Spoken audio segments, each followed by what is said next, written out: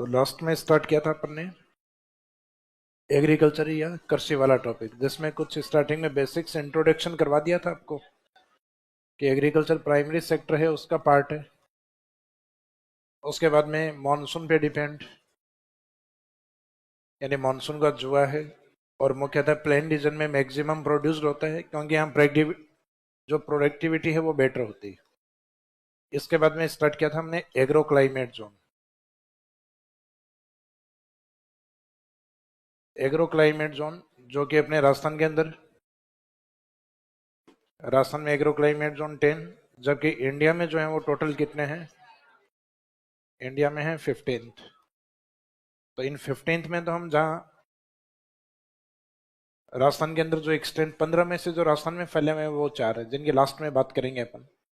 राजस्थान के अंदर जो खुद के इंडिविजुअल डिवाइडेशन है उसमें 10 कौन कौन से हैं, तो उनके याद रखने के तरीके जो 5 डिजिट यूज किए थे हमने 1 to 5 तक। फिर बाद में इनके डिवाइड करके इनके आके अल्फाबेट यूज किए थे। फर्स्ट में first A first B first C, second में second A second B, third में third A third B, fourth A fourth B, ये सिर्फ फिफ्थ है, जिसमें फर्स्ट हेडिंग में लिखिएगा फर्स्ट ए। फर्स्ट ए वाले का नाम क्या था? Western arid plane.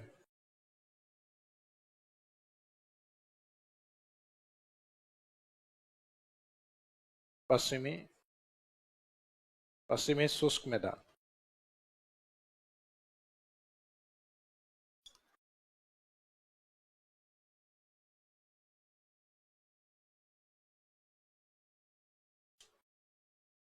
Western arid plane.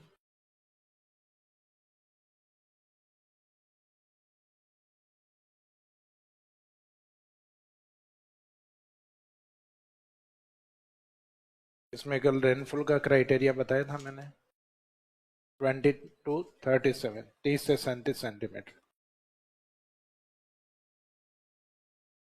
वर्षाई बाद में इसका जो विस्तार है,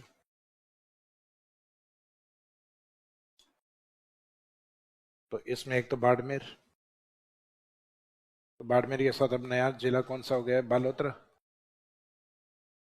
एक था इसमें जोधपुर, तो जोधपुर से अलग हो गया कौन सा डिस्ट्रिक्ट हो गया? फलोदी। 4 डिस्ट्रिक्ट इसमें लिखने हैं।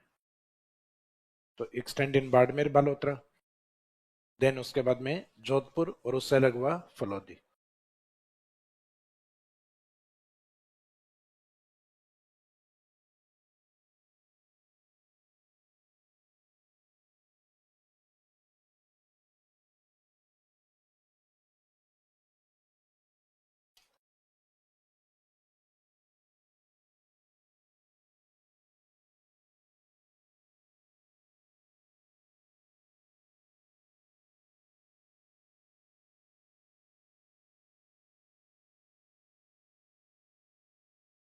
नेक्स्ट इसी में एग्रीकल्चर पैटर्न, कृषि प्रारूप।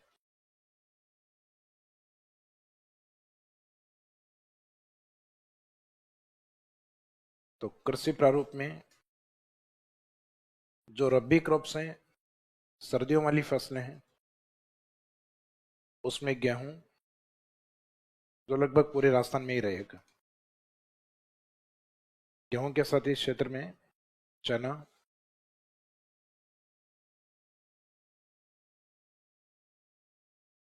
सरसों का उत्पादन भी होता है सीमित, जहां पानी वाला एरिया होता है उस एरिया में। और बाकी रबी में मुख्यतः इस क्षेत्र में जीरा काफी अधिक होता है, क्योंकि जीरे में जो मेन लीड होती है वो जोधपुर बाड़मेर ये क्षेत्र है, ये काफी आगे होता है। बाकी होने को लूणी बेसिन जो इसके ईस्ट में है, जस्ट जो हम सेकंड बी के नाम से पढ़ेंगे, लूणी अंतर्वर्ती मैदान, उसमें भी जीरे का उत्पादन होता है, जालोर में भी, लेकिन मैक्सिमम इस क्षेत्र में होता है जोधपुर और बाड़मेर के अंदर। तो जीरा अगर इंडिविजुअल पूछा जाए किस एग्रो क्लाइमेट जोन में अधिक है, तो आंसर रहेगा फर्स्ट ए के अंदर। बाकी ऐसा नहीं कि दूसरे एरिया में, शेखावाटी वाले भी जीरा बोते हैं, लेकिन वहां उत्पादन कम है, इस क्षेत्र में अधिक होता है, क्योंकि जीरे को बहुत अधिक पानी की आवश्यकता नहीं होती। अगर कंटिन्यूस 4-5 दिन बारिश हो जाए तो बाद में जीरा निकालने की आवश्यकता ही नहीं है, फिर ठीक है खेत में छोड़ दो। तो इसमें रबी क्रॉप्स है, उसके अंदर जो एग्रीकल्चर पैटर्न जो है उसमें एक तो वीट या गेहूं, एक इसमें ग्राम या चना, मस्टर्ड एंड क्यूमिन।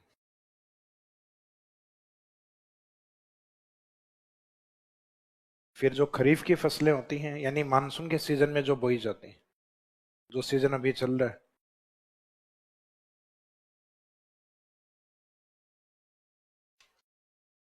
तो खरीफ पैटर्न वाली जो क्रॉप्स हैं उसमें पश्चिमी राजस्थान के प्रमुख खाद्यान्न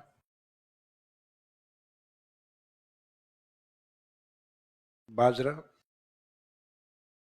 बाजरे के साथ दूसरी प्रमुख फसल है ग्वार की फसल।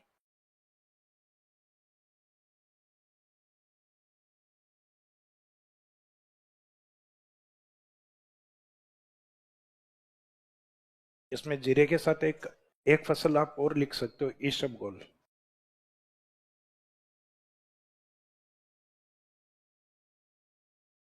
ये मेडिसिनल क्रॉप्स होती हैं जो पेट से संबंधित जो समस्याएं होती हैं उनके लिए इम्पोर्टेंट। ईसबगोल। तो ईसबगोल में पहले जालोर काफी आगे था, लेकिन जालोर का स्थान आजकल बाड़मेर और जोधपुर वाला एरिया है, ये भी अग्रणीय जिलों में आ गया। यानी जो टॉप थ्री है उन टॉप थ्री में ये तीनों हैं। फर्स्ट बाड़मेर है आजकल, सेकंड जालोर और फिर उसके बाद में बाड़मेर। तो इसका मीनिंग है कि इस क्षेत्र का भी काफी अच्छा योगदान है और आगे लूनी बेसिन में भी ईसबगोल अच्छा होता है। जनरली ट्रेंड हमारी बुक्स में आज भी यही चलता है कि भारत का लगभग 40% जो ईसबगोल है वो जालोर उत्पादित करता है। तो ये लाइन का ट्रेंड समाप्त नहीं हुआ, ये तो लिखा जा रहा है, लेकिन वास्तव में जालोर है उसकी जमीन ईसबगोल उत्पादित करते करते थक चुकी। एक ही फसल को अगर आप कंटिन्यूस लंबे टाइम तक एक जिले में कंटिन्यूस बोगे तो उसकी प्रोडक्टिविटी फिर धीरे धीरे क्या होती है, कम होती है। तो इस कारण ईसबगोल में आजकल बाड़मेर आ गए। जालोर या तो सेकंड पे रहता है या फिर थर्ड रैंक पे रहता है। और इसमें खरीफ वाली फसलों में ये दो ही मेंशन करनी है आपको, एक तो बाजरा और एक गंवार की फसल।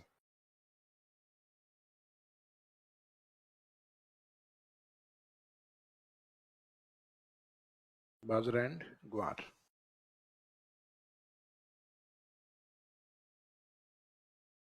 अभी इस एग्रो क्लाइमेट जोन के बाद में जो नंबर सेकंड पे है, फर्स्ट बी। लिखेंगे अपन अल्फाबेटिक सीक्वेंस में, जैसे फर्स्ट फर्स्ट ए में, उसके बाद में सेकंड बी। तो सेकंड बी कौन सा था? उत्तरी पश्चिमी सिंचित मैदान। ये घग्गर बेसिन वाला एरिया है।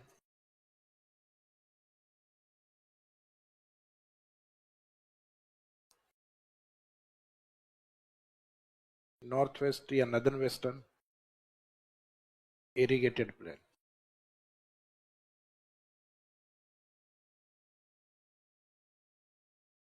उत्तरी पश्चिम, उत्तर पश्चिम सिंचित मैदान या उत्तरी पश्चिमी सिंचित मैदान। रेनफॉल या वर्षा की मात्रा इसमें थोड़ी कम यूज करना है, 10 से और 35 सेंटीमीटर। नेक्स्ट में भी यही यूज करेंगे अपन। रेनफॉल के बाद में इसका विस्तार या डिस्ट्रिक्ट। घग्गर बेसिन के दोनों जिलों के नाम लिखने हैं, श्री गंगानगर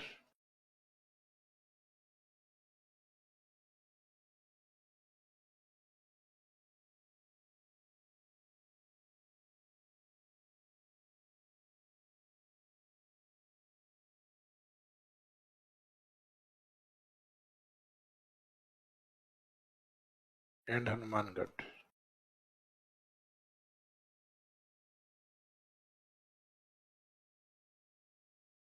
राजस्थान के ऊपर वाले दोनों जी और एच, गंगानगर और हनुमानगढ़।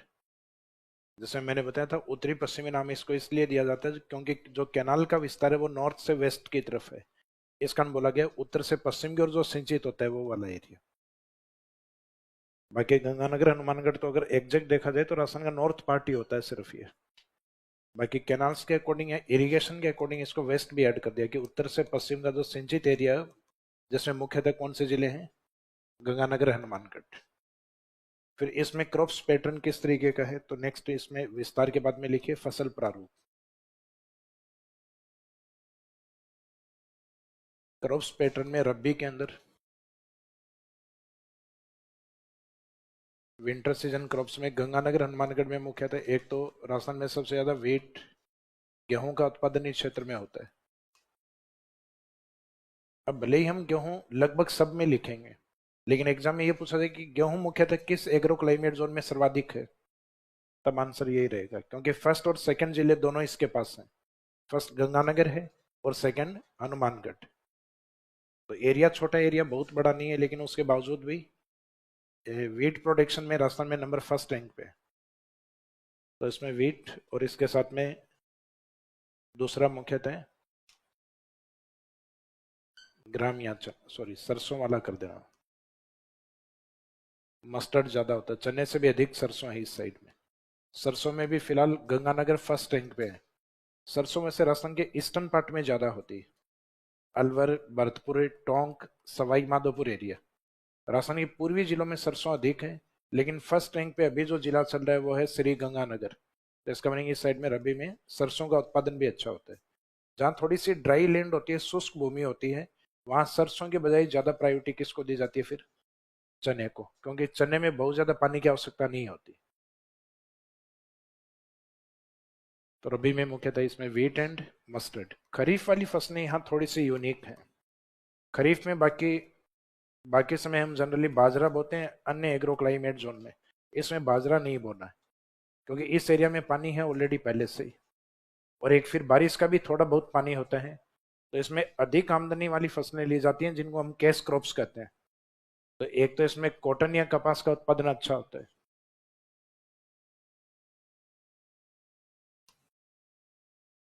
एक इसमें शुगर कैन या गन्ने का उत्पादन।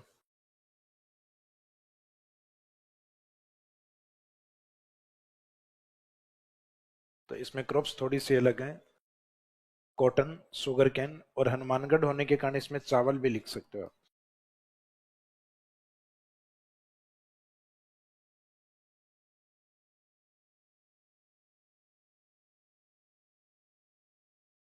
ये आगे जब हम सीजन के अकॉर्डिंग तीनों फसलों को डिवाइड करेंगे, खरीफ, रबी और जायद, तो ये नॉलेज आपको धीरे धीरे हो जाएगा कि कौन से क्रॉप्स किस कैटेगरी में आएगी। अभी तो आपको लग रहा है कि इतने सारे याद कैसे होंगे, लेकिन ये धीरे धीरे समझ में आ जाएंगे कि खरीफ वाली फसलें कौन सी हैं, रबी वाली कौन सी हैं। चावल वैसे तीनों सीजन में बोई जाने वाली फसल है। वेस्ट बंगाल और उड़ीसा की ओर आप जाओगे तो चावल ऐसी फसल है जिसके ऊपर इंडिया के अंदर 2000 से भी ज्यादा वैरायटी तैयार हो चुकी हैं। हाइल्डिंग वैरायटीज हैं वो उसके कितने प्रकार के हैं, उच्च गुणवत्ता वाली किस्में 200 से भी ज्यादा किस्में इसकी तैयार, अलग अलग जोन में बोने के लिए। जैसे हनुमानगढ़ या घग्गर बेसिन है, नीचे माही के अंदर तो माही के नाम से एक ब्रीड तैयार कर रखी है, माई सुगंधा। राजस्थान के ईस्ट में बूंदी और कोटा के आसपास बोया जाने वाला है बासमती चावल, जो कि भारत के अंदर काफी ज्यादा प्रसिद्ध है। अपने वाला बासमती मोस्टली निर्यात ही होता है। अपने तो जो दूसरे प्रकार के चावल हैं उनकी डिमांड ज्यादा होती है जो थोड़े सस्ते होते हैं। बाकी बासमती की तो कीमत ही 100 या 150 रुपए से स्टार्ट होती है, जो अच्छा बासमती होता है। बाकी बेचने को जो बासमती वाला जो लोकल चावल आता है वो सस्ता भी मिलता है, या जिस वैरायटी का बहुत ज्यादा महत्व नहीं है वो सस्ता भी आता है।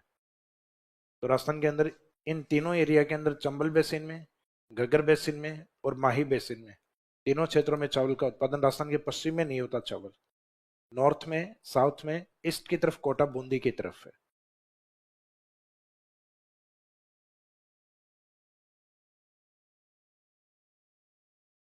इसके बाद में नंबर थर्ड, फर्स्ट वाले का, और अभी तक जो एग्रो क्लाइमेट जोन बने उनका नवीनतम पार्ट। राजस्थान में नवीनतम एग्रो क्लाइमेट जोन कौन है, फर्स्ट सी, और सबसे बड़ा भी यही है फिलहाल। नाम क्या बताया था इसका, हाइपरेरिड, अति शुष्क, और कैनाल आ चुके हैं इस एरिया में, इसका आंशिक सिंचित।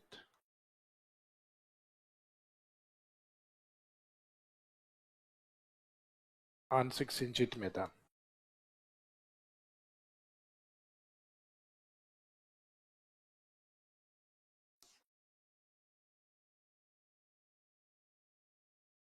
हाइपरेरिड partial irrigated plane.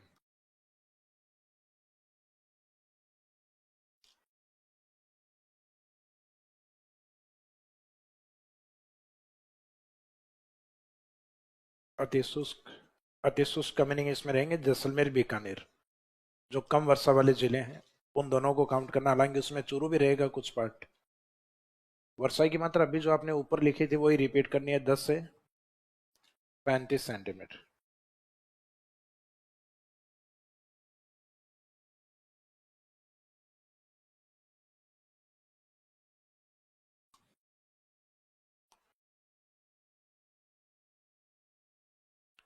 Extent in Jaisalmer, Bikaner and Churu. आंशिक चूरू लिख दीजिए।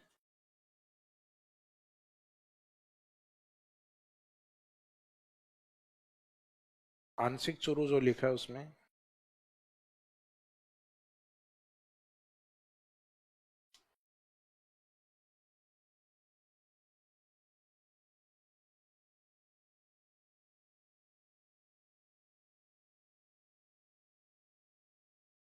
एक तो इसमें सरदार शहर,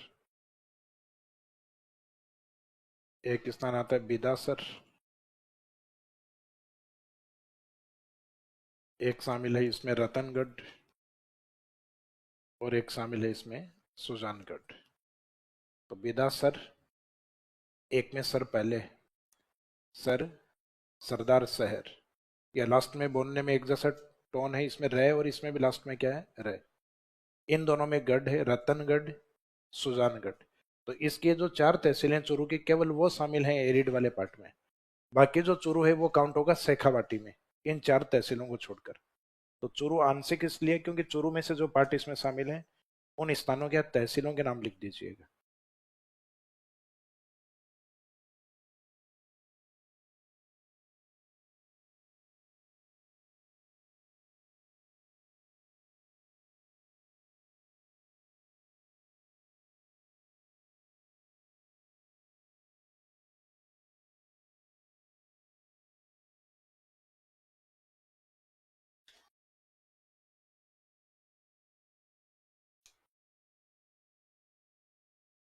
इसमें सरदार शहर, बिदासर, रतनगढ़ एंड सुजानगढ़।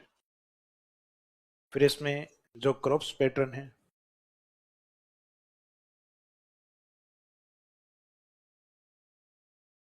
फसल प्रारूप जो है,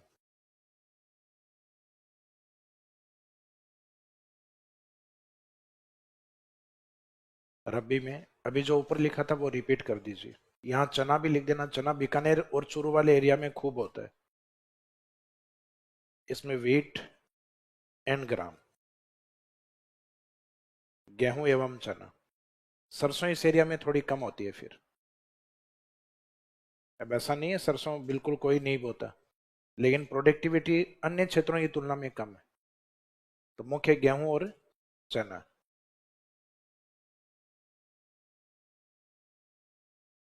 गेहूं चना। खरीफ वाली फसल में जैसलमेर और बीकानेर आ गए, इसका मीनिंग है खाद्यान्न फसल में कौन सी होगी, बाजरा। तो एक इसमें बाजरा लिखना है खरीफ वाली में।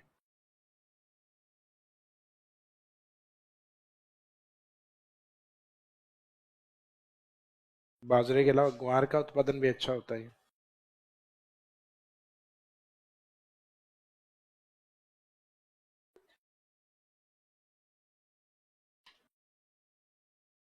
नेक्स्ट ग्राउंडनट उत्पादन, जो मूंगफली है, मूंगफली का उत्पादन। इसके लिए बीकानेर का लूणकरण सर काफी प्रसिद्ध है, जिसको राजस्थान में टाइटल प्राप्त है राजस्थान का राजकोट। राजकोट गुजरात है, वो इंडिया में मूंगफली उत्पादन के लिए काफी प्रसिद्ध है। इस बार न्यूज़पेपर में भी आया था बीच में, लास्ट ईयर के प्रोडक्शन के बारे में था कि लास्ट ईयर के प्रोडक्शन जो डेटा है वो जो राजकोट गुजरात है उससे भी कहीं ज्यादा बीकानेर उत्पादन किया है इस बार। तो इसका मीनिंग है कि धीरे धीरे गुजरात वाले राजकोट को करने लग जाएंगे राजस्थान का बीकानेर। तो इसका मीनिंग राजस्थान के अंदर बीकानेर लोनकरण सर काफी ज्यादा है इसके उत्पादन में, क्योंकि इस क्षेत्र में काफी अच्छी ग्रोथ होती है लूणकरण सर वाले एरिया में। तो इसमें ग्राउंड नट लिखना, पीनट मत लिख देना। ये जो फसल होती है ग्राउंड नट होती है, पीनट तो उसमें जो दाना निकलता है वो होता है जो चखने में काम लेते हैं। मसाला लगा के आता ना फिर वो। वो पीनट होता है। अब इस फर्स्ट सी की विशेषता क्या है? एक तो राजस्थान में फिलहाल ये सबसे बड़ा है, इससे बड़ा कोई एग्रो क्लाइमेट जोन नहीं है, तो लार्जेस्ट में ये है। और ये राजस्थान के अंदर जो वर्तमान में है उसमें जो लेटेस्ट है, नवीनतम है, उसमें काउंट। तो राजस्थान का लार्जेस्ट एंड लेटेस्ट नवीनतम एग्रो क्लाइमेट जोन कौन सा है? First C. तो ये लास्ट में नोट में लिख देना इसमें। First C is the largest and newly agro climate zone of Rajasthan. यह है राजस्थान का सबसे बड़ा एवं नवीनतम कृषि जलवायु प्रदेश से। First C is the largest and newly agro climate zone of Rajasthan.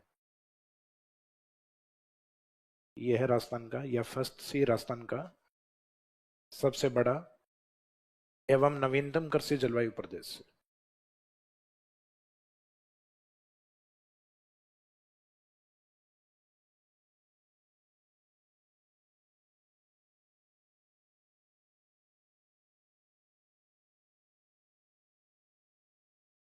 तो ये बॉर्डर वाले तीनों कंप्लीट हो गए अपने। बॉर्डर पे नीचे की तरफ जो बाड़मेर जोधपुर की तरफ था वो फर्स्ट ए था, और ये फर्स्ट ए कभी यहां तक था ऊपर तक, ये फर्स्ट ए ही चल रहा था। इस फर्स्ट ए के बाद में ऊपर क्या था? First B. और अब इस फर्स्ट ए से अलग होके क्या बना दिया है? फर्स्ट सी जैसलमेर, बीकानेर और आंशिक चोरू। इस साइड में बाड़मेर, बालोतरा, जोधपुर, फलोदी। हालांकि फलोदी का एरिया आने वाले टाइम में फर्स्ट सी में भी रहना चाहिए, लेकिन अभी तक इसमें मेंशन नहीं किया इकोनॉमिक सर्वे में। तो मेंशन नहीं किया तो बाद में लिखा जाएगा धीरे धीरे, अपन ने भी नहीं लिखा है। जब तक कोई ऑथेंटिक सोर्स नहीं होगा तब तक नहीं लिख पाएंगे। अभी फर्स्ट वालों के बाद में, इनके बाद में ये वाला पार्ट बचता आपका सेकंड है, और इधर लोने की तरफ है अपना सेकंड बी। तो नेक्स्ट हेडिंग लिखिए पॉइंट फॉर सेकंड है।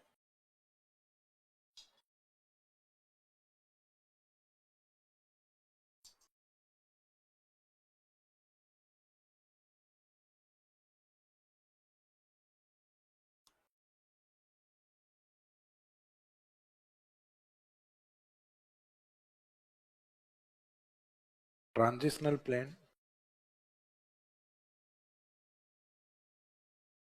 ऑफ इनलैंड ड्रेनेज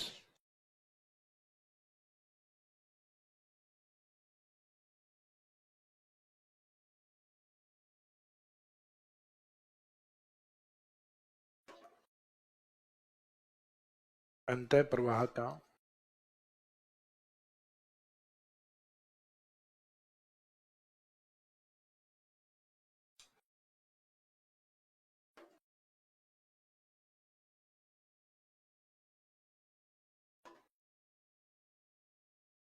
अंतर्वर्ती मैदान। ट्रांजिशनल प्लेन यानी जहां पानी अंतर्वर्ती होता हो, सोइल थोड़े मोटे प्रकार की हो, तो उसमें ये अंतर्वर्ती शब्द यूज किया है, ट्रांजिशनल प्लेन। तो transitional plain of inland drainage, तो ये समझ में इससे आएगा आपको अंतः प्रवाह के नाम से।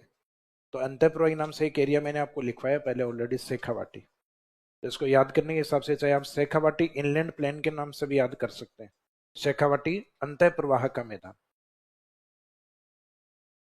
और यही शब्द इन्होंने लोनी में यूज किया हुआ है, transitional plain of Luni, Luni basin या लोनी प्लेन। तो अंतः प्रवाह के अंदर इसमें वर्षा की मात्रा इन दोनों में सेम ही रहेगी, 30 से 50 और 30 से 50। यानी अरावली के ऊपर वर्षा कितनी होती है? Average 50 centimetre. 50 सेंटीमीटर समवर्षा रेखा। तो इसमें 30 to 50, इसमें भी 30 to 50। तो वर्षा नेक्स्ट में भी यही रखनी है अपने को। Rainfall 30 to 50 centimetre. वर्षा के बाद में इसका जो एक्सटेंशन या विस्तार है, विस्तार में पहले तो तोरावाटी वाले जिले लिख दो दोनों, सेकर झुंझुनू।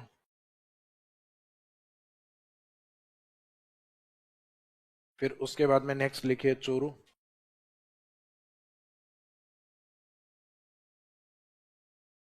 नेक्स्ट चूरू। अब चूरू के आगे ब्रैकेट में लिख दो सरदार शहर, बिदासर, रतनगढ़ और एक सुजानगढ़ को छोड़कर। भी वो उधर शामिल हो चुके हैं ना, तो वो उनको छोड़कर ही इधर शामिल है। तो इकोनॉमिक सर्वे में भी एज इट इज यही लिखा हुआ आपके। अभी आजकल इनमें तहसील लिखने लग गए, इसका मीनिंग रिकॉर्ड में देख के लिख रहे हैं आजकल कि रिकॉर्ड में वास्तव में कौन कौन से को। बाकी पहले ऐसे नहीं था, पहले दोनों तरफ ये लिखा जाता था, उधर भी लिख देते थे आंशिक चूरू और इधर भी मेंशन कर देते थे आंशिक चूरू। तो अब ये तहसील लिखने लग गए, तो हो सकता है तहसील निकाल के उनसे ही क्वेश्चन पूछ लिया जाए कि चूरू के इन तहसीलों में कौन सा एग्रो क्लाइमेट जोन है। अब एक में तो लिख रखा शामिल है और एक में लिख रखा छोड़कर है, तो इसका मीनिंग वो ठीक से याद होना चाहिए, लिख दोनों में रखा है। तो इसमें अपन ने लिखा है छोड़कर, यानी विदाउट सरदार शहर, इनको छोड़कर विदाउट सरदार शहर, बेदासर, रतनगढ़ एंड सुजानगढ़। तो उन चारों के नाम लिख देना, उन चारों को छोड़ना है इसमें छोड़कर। उसके बाद में नागौरी उच्च भूमि वाला एरिया भी इसी में है, जिसमें मुख्यतः नागौर और उससे अलग हुआ पार्ट डेडवाना कुचामन।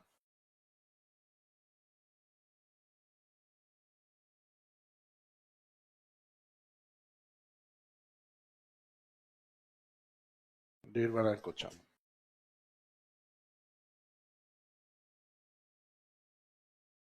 विस्तार के बाद में इसमें फसल प्रारूप,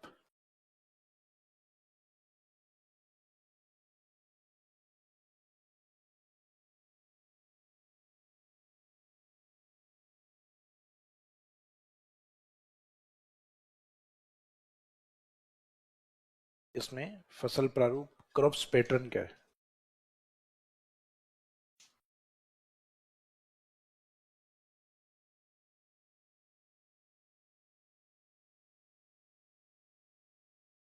तो फसल प्रारूप में जो रबी क्रॉप्स हैं, रबी फसल है,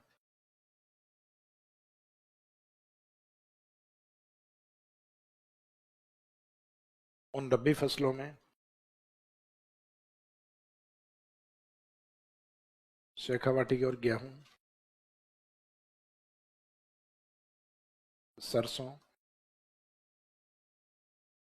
और चना। शेखावाटी में इसमें चूरू भी आता है, चूरू की तरफ अच्छा चना होता है, बीकानेर और चूरू रीजन। तो इसमें वीट, मस्टर्ड एंड ग्राम। इसके अलावा नेक्स्ट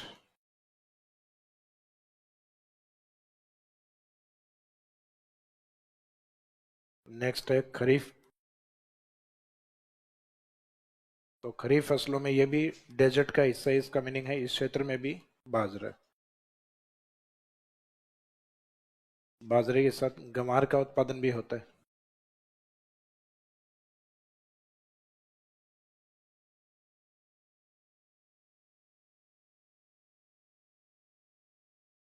अनियन इसमें ऊपर वाले में आएगा।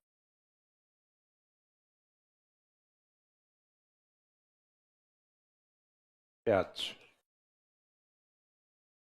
क्योंकि राजस्थान में शेखावाटी का प्याज प्रसिद्ध है, सीकर का, तो इस कारण उसमें अनियन को शामिल कर सकते हो। हालांकि इकोनॉमिक सर्वे वगैरह इनमें नहीं दिया हुआ, लेकिन काफी प्रसिद्ध है, इसका मेंशन किया जा सकता है। तो इसमें बाजरा, गंवार की फसल और एक इसमें लिख देना चवला।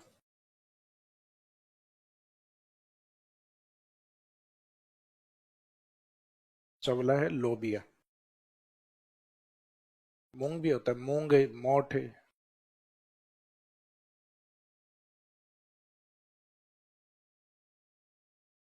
चवला वो है जो क्रीमिश कलर की एक दाल आती है जिसके ऊपर ब्लैक आई होती है, ग्रामीण क्षेत्र में कहते हैं चौड़ा मोठ। तो वो चौड़ा मोठ है चवला। तो चवला सब देख के ये मत सोचना चावल की मात्रा आगे चली गई लगती है, कई वापस पीछे लाने का प्रयास करेंगे कि एक गलत लिखा हुआ है, ये होना चाहिए था। तो चावल इधर नहीं होता, इधर चवला होता है।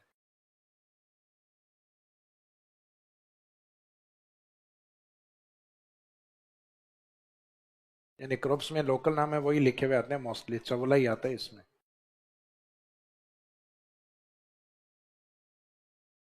इसके बाद में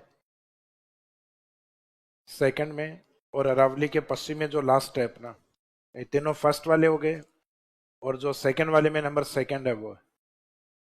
तो अरावली के वेस्ट में जो लास्ट है second B.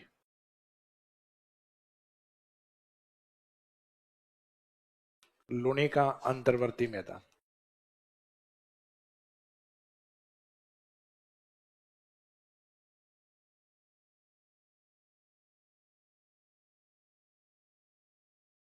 Transitional plain, transitional plain of Luni, Luni का अंतर्वर्ती मैदान। रेनफॉल या वर्षा की मात्रा जो अभी शेखावाटी में लिखी थी वही है इनलैंड वाले में, 30 to 50। वर्षाई मात्रा बाद में विस्तार। तो विस्तार लोनी बेसिन में मुख्य जिला पाली, जहां से उसकी कई नदियां निकलती है। जस्ट नीचे की तरफ चलोगे तो जालोर,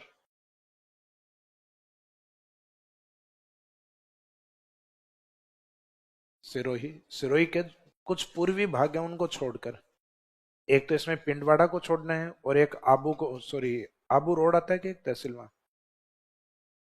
आबू रोड ही है क्या, सिरोही का है कोई, आबू रोड। तो उन दोनों को छोड़ के बाकी सिरोही इसमें शामिल होगा।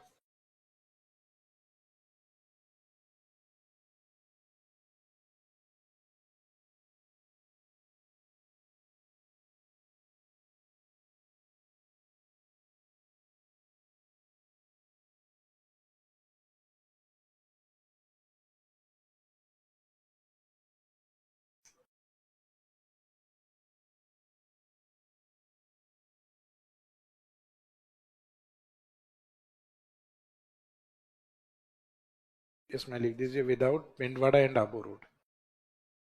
फिर इसमें पाली का वो पार्ट भी काउंट होगा जो ब्यावर के पास चला गया है, इसका मीनिंग इसमें ब्यावर भी शामिल है। लेकिन ब्यावर का कौन सा हिस्सा शामिल है इसमें, जैतारण और रायपुर।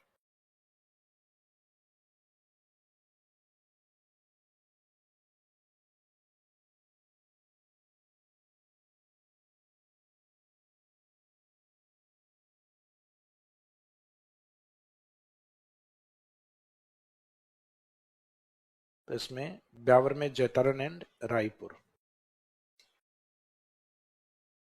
इसका मीनिंग इन दोनों स्थानों को, जैतारण रायपुर को अगर छोड़ दिया जाए तो बाकी ब्यावर वहीं शामिल है जहां अजमेर। तो ये दो तीन जिले हैं, इनका थोड़ा ध्यान रखना है। जैसे यहाँ ब्यावर का ध्यान रखना है, सिरोही का ध्यान रखना है।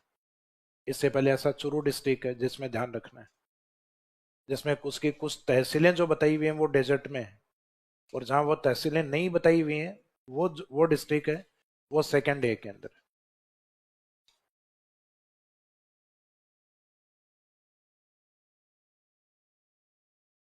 विस्तार के बाद में क्रॉप्स पैटर्न किस प्रकार का है, फसल का प्रारूप कैसा है।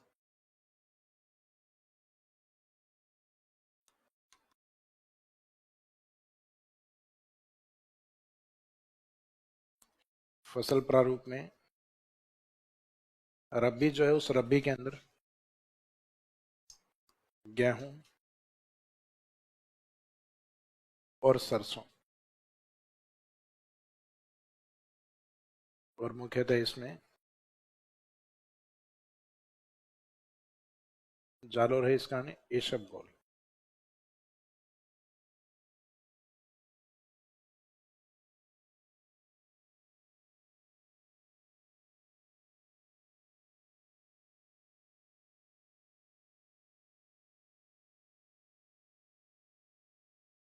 तो इसमें वेट, मस्टर्ड एंड इसबगोल। इसमें खरीफ फसल जो है,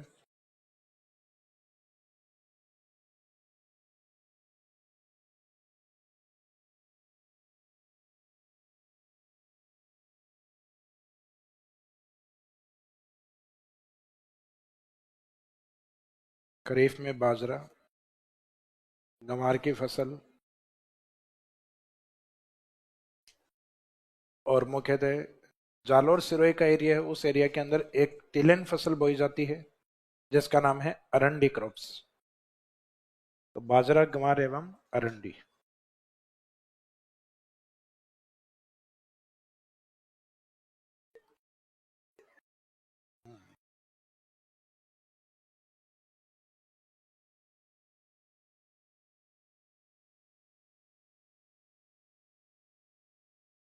कैस्टर क्रॉप मुख्यतः हेयर ऑयल के अंदर हेयर ग्रोथ के लिए बताते हैं, कैस्टर ऑयल आते हैं अपने। तो कैस्टर ऑयल ये अरंडी का तेल। तो इसमें बाजरा है, ग्वार है, अरंडी क्रॉप से, जबकि इसमें ये वाला थोड़ा यूनिक है। मीनिंग जहाँ पे कॉमन क्रॉप्स आ रही है उनको याद ही मत करो, कि जैसे गेहूं सरसों है उसको नहीं पूछेंगे। सरसों मुख्यतः किस क्षेत्र में उत्पादित होती है, तो या तो पूर्वी मैदानी भाग जिसमें अलवर भरतपुर ये जिले शामिल हो, तो मुख्यतः सरसों रहेगा राजस्थान के पूर्वी मैदानी भाग वाले में। गेहूं के अंदर मैंने आपको बताया गेहूं सर्वाधिक, तो ये हमें चैप्टर के लास्ट में एक पॉइंट करेंगे, प्रमुख फसलों के उत्पादन क्षेत्र। तो उन क्रॉप्स के जो प्रोडक्शन डिस्ट्रिक्ट हैं मुख्यतः उनको उस एग्रो क्लाइमेट जोन में, जैसे आपने किसी क्रॉप्स में याद किया कि इसका उत्पादन मुख्यतः बाड़मेर और जोधपुर में अधिक होता है, फॉर एग्जाम्पल जीरा मान लीजिए, उसकी फर्स्ट और सेकेंड रैंक में ये दोनों जिले रहते हैं। तो बाड़मेर और जोधपुर कौन से में आएंगे, फर्स्ट ए में। तो इसका मीनिंग वो किस एग्रो क्लाइमेट जोन की क्रॉप्स है, फर्स्ट ए की। अब ऐसा नहीं केवल वो उसी में होता है, वो सेकंड बी में भी होता है, लेकिन वहां काफी कम है उसकी तुलना में। अब जैसे गेहूं अपने हर एग्रो क्लाइमेट जोन में लिखते हैं, लेकिन गेहूं का सबसे ज्यादा उत्पादन श्री गंगानगर एंड सेकंड हनुमानगढ़। तो इसका मीनिंग वीट में कौन सा आएगा, फर्स्ट बी। अब जैसे मूंगफली राजस्थान के पूर्वी जिले में खूब मूंगफली बोई जाती है राजस्थान में, लेकिन मूंगफली का उत्पादन राजस्थान में सबसे ज्यादा होता है बीकानेर। तो बीकानेर कौन से में है, फर्स्ट सी में। तो मूंगफली का मुख्य उत्पादन फर्स्ट सी में होता है।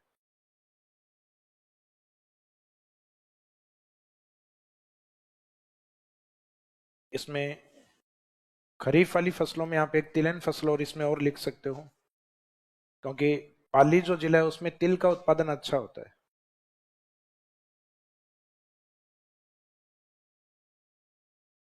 सेस्मे क्रॉप।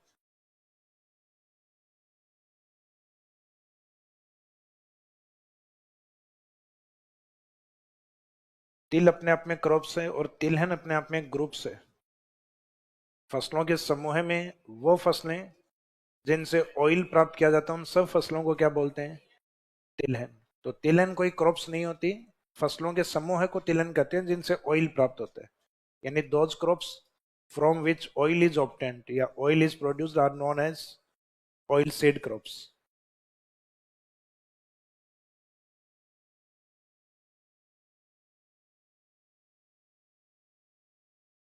अब अरावली के ईस्ट वाले अपने, यानी फर्स्ट सेकंड तो अरावली के वेस्ट में है 5, तो इसके बाद में ईस्ट में है थर्ड ए, और राजस्थान के मोस्ट ईस्टर्न पार्ट में आता है third B.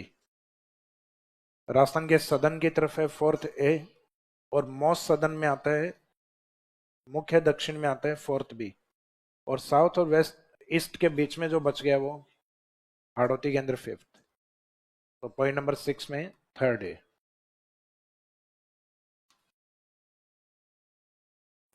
Semi arid eastern plain, अर्धशुष्क पूर्वी मैदान।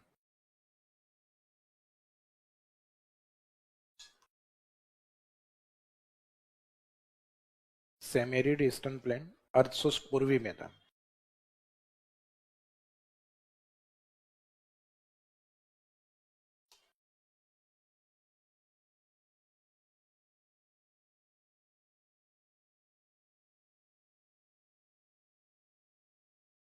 वर्षा की मात्रा लास्ट वाले को छोड़ के बाकी सब में स्टार्ट कहाँ से होगा, स्केल 50 से।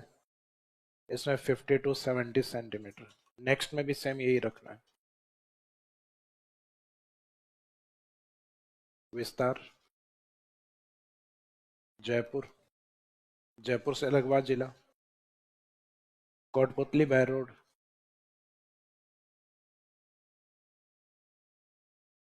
जिसमें अलवर का पार्ट भी शामिल है बहरोड। जयपुर के ईस्ट में कौन सा आता है, दौसा, अजमेर, अजमेर से अलग हुआ पार्ट ब्यावर। वो 2 तहसीलें लिख देना कि उनको छोड़कर, भाई वो पाली का हिस्सा है यानी लूनी बेसिन का हिस्सा है। जैतारण एवं रायपुर को छोड़कर।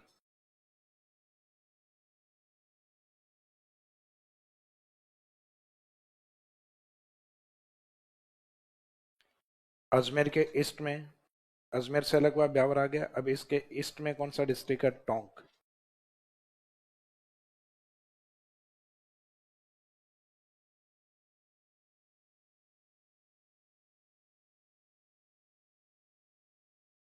खैरतल तिजारा, ये थोड़ा सा ध्यान रखना, क्योंकि खैरतल तिजारा कंप्लीट अलवर से निकाला गया है और अलवर मुख्यतः थर्ड बी का हिस्सा था, लेकिन खैरतल तिजारा को किस में लिखा गया है? थर्ड ए में लिखा गया है। तो ये गवर्नमेंट डेटा इकोनॉमिक सर्वे में थर्ड ए में लिखा है, तो अपने को थर्ड ए में ही लिखना है खैरतल तिजारा को।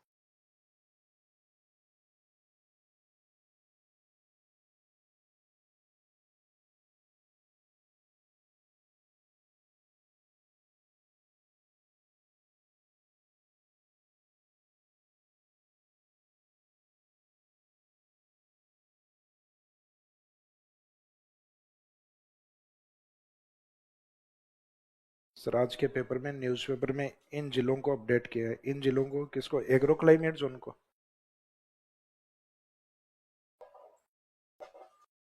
किसने भेजा ये?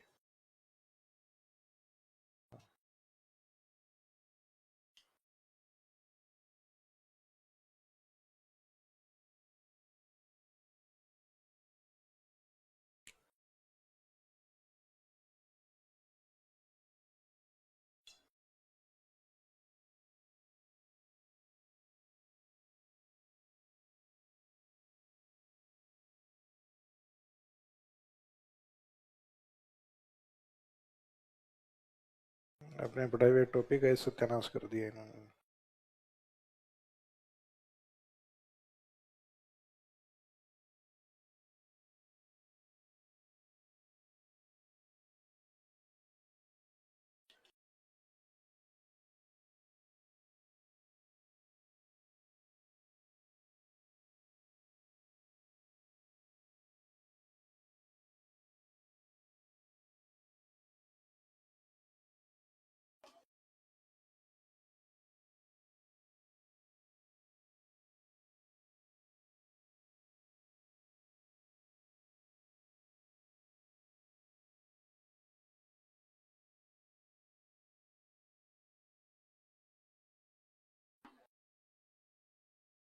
अच्छा, ये लागू नहीं हुआ अभी।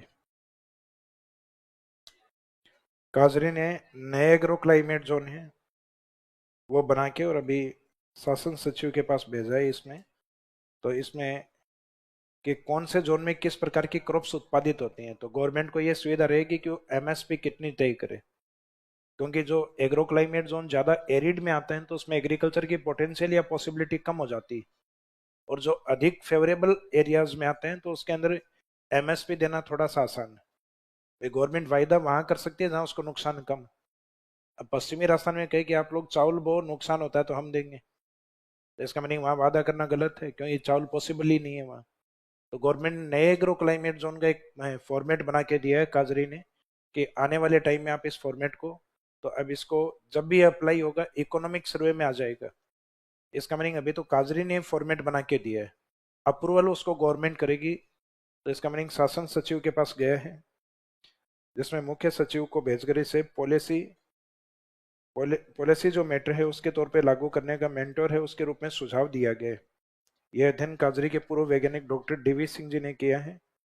रिपोर्ट के अनुसार जैसलमेर से अधिक रेगिस्तानी जिला बीकानेर है, यानी जैसलमेर से भी ज्यादा जो डेजर्ट डिस्ट्रिक्ट किसको माना है? बीकानेर। और जयपुर की जलवायु सीकर झुंझुनू जैसी हो गई है, डेजर्ट एक्सटेंट होने के कारण।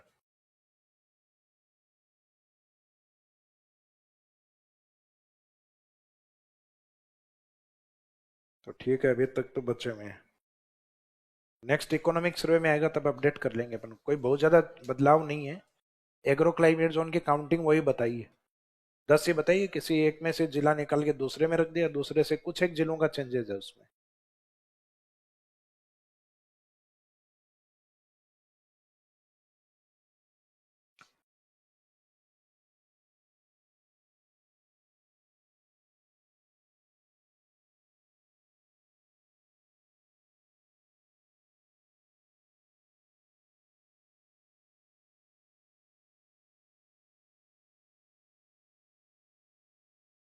सर ये सौंखलिया है या शोक शोकलिया है?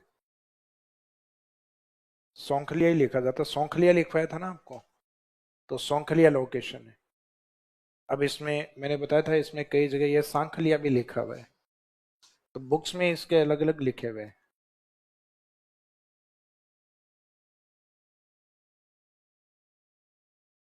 ये जो हंटिंग प्रोहिबिटेड रीजन बताए थे ना आपको, उसमें ये सब लिखवाया था मैंने। क्या नाम है ये वाला? ये वाला शोक वाला, शौकलिया।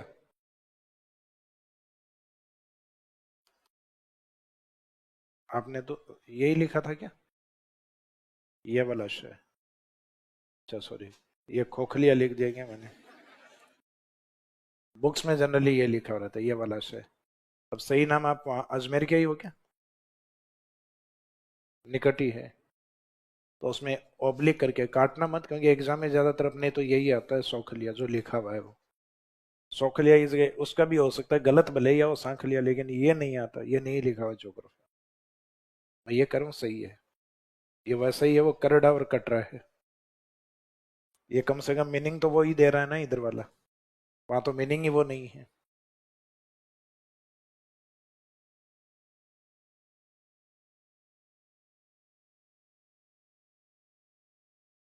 अब इसमें पूर्वी राजस्थान वाले में जिलों के बाद में जो क्रॉप्स पैटर्न है, फसल प्रारूप है, वो क्या है? तो क्रॉप्स पैटर्न में इसमें रबी में गेहूं,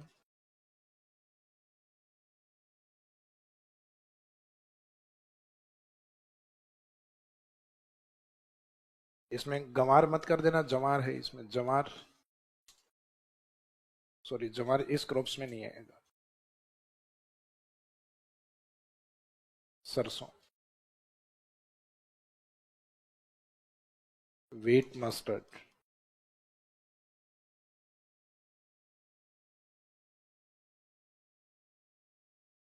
खरीफ वाले में इसमें बाजरा,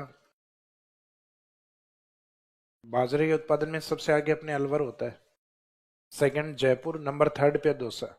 तो इस क्षेत्र में प्रोडक्टिविटी, अब बाजरे की बुआई सबसे ज्यादा करता है बाड़मेर और जोधपुर, तो परेशान तो पश्चिम वाले हो रहे हैं, उत्पादन पूर्व वाले ले रहे हैं, क्योंकि जमीन की फर्टिलिटी ज्यादा है इस कारण। तो प्रोडक्शन में तीनों ही जिले अरावली के ईस्ट वाले ही हैं, फर्स्ट अलवर, सेकंड जयपुर और थर्ड दौसा। तो इसमें बाजरा काफी अच्छा उत्पादित होता है, जबकि बुआई पश्चिम में भी काफी अच्छी होती है। बाजरे के अलावा इसमें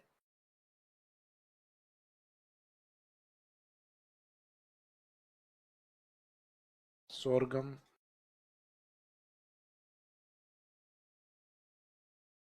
सोरगम ब्रैकेट में सोरगम के आगे लिख देना जवार। हिंदी में बाजरा और जवार लिख के ब्रैकेट में इंग्लिश वाला जो शब्द है वो हिंदी में लिखना, क्योंकि आजकल ये हिंदी में देने लग गए इंग्लिश वाले, वो सोरगम। तो सोरगम या ज्वार जो मिलेट ग्रेन्स में मोटे अनाज में माना जाता है, पौष्टिक अनाज माना जाता है, जो कहा जाता है ना कैल्शियम से भरपूर, रागी ज्वार ये वाले। तो रागी ज्यादा इंपॉर्टेंट होता है कैल्शियम में। अच्छा, इसमें जयपुर और उसका निकटतम जो एरिया है वो मुख्यतः गेहूं के साथ एक प्रमुख फसल और बोई जाती है इस क्षेत्र में, जो बार्ले प्रोडक्शन भी काफी अच्छा है। गेहूं रबी वाले के साथ करना, गेहूं, सरसों और जौ। तो जयपुर के निकट इसके आसपास बार्ले का प्रोडक्शन अच्छा होता है, इसी कारण अपने राजस्थान में जो एग्रीकल्चर को लेके जो एग्रो फूड पार्क बने हुए हैं, तो जयपुर से और इस साइड से जो का उत्पादन होता है उसको एग्रो फूड पार्क अलवर में भेजा जाता है, और उस जो से बाद में वहां लीकर बनाई जाती है, दारू बनाई जाती है। इस कारण अलवर को इंडस्ट्रीज में दर्जा प्राप्त है, स्कॉटलैंड ऑफ राजस्थान। तो राजस्थान का जो स्कॉटलैंड है उसका दर्जा किसको मिला हुआ है? अलवर को मिला हुआ है।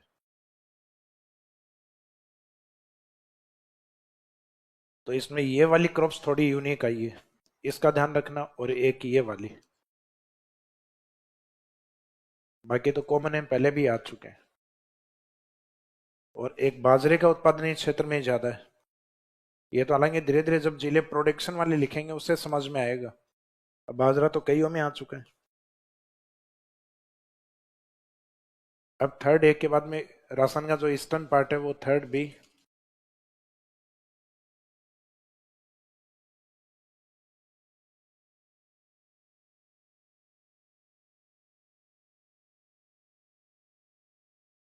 तो बाढ़ संभाव्य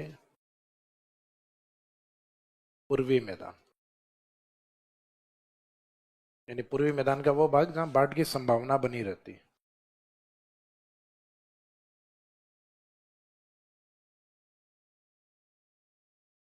जो फ्लड प्रोन ईस्टर्न प्लेन में आता है।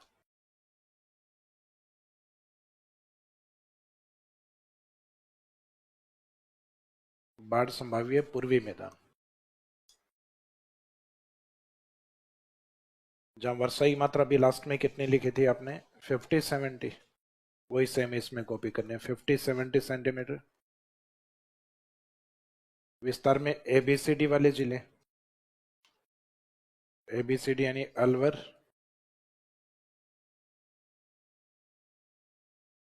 भरतपुर,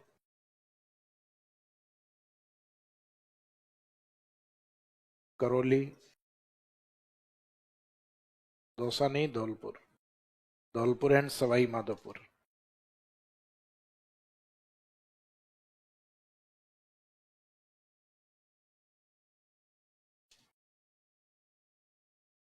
तो इसमें एक तो ABCD वाले अलवर, भरतपुर, करौली, धौलपुर एंड सवाई माधोपुर, जो शॉर्ट में अपन ABCD में बोलते हैं, अलवर, भरतपुर, करौली, धौलपुर एवं सवाई माधोपुर, ये डिस्ट्रिक्ट है इसमें।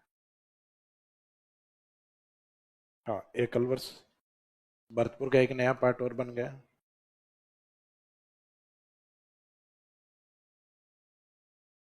New district D.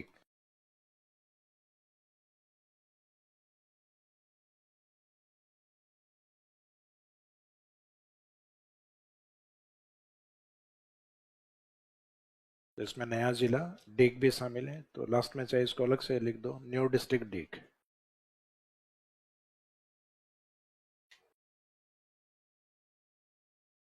विस्तार के बाद में इसमें क्रॉप्स पैटर्न जो है, फसल का जो प्रारूप,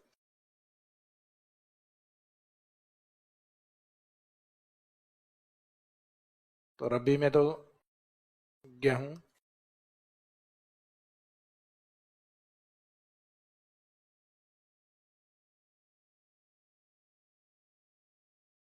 सरसों,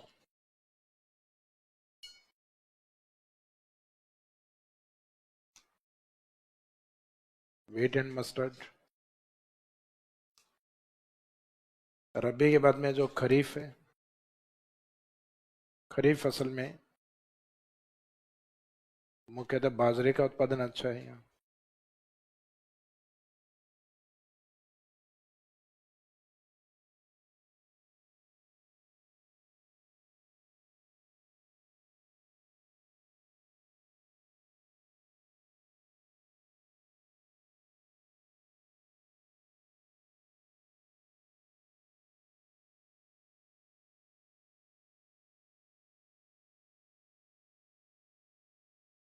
बाजरे के अलावा दूसरी जो फसलें उसमें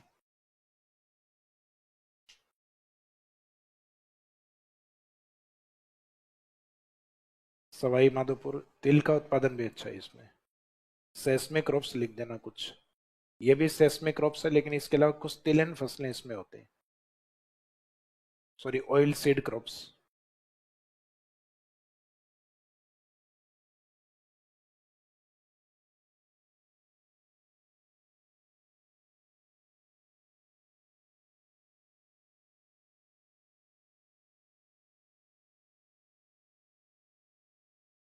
ऑयल सीड क्रॉप्स। फिर इसके बाद में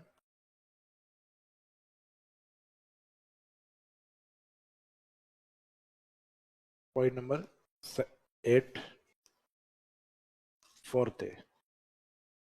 अब ये राजस्थान के सदन वाले आना स्टार्ट हो गए हैं, दक्षिणी मैदान वाले। तो दक्षिणी मैदान में पहले कवर करेंगे अपन मेवाड़ वाला, ये वाला पार्ट फोर्थ है, और इसके बाद में इसके सदन वाला फोर्थ भी, जो राजस्थान में स्मॉलेस्ट है, फोर्थ बी वाला। तो ये 4A वाला है, इसमें वर्षा थोड़ी कम रहती है, तो ये उपादर दक्षिणी मैदान, सब ह्यूमिड सदर्न प्लेन।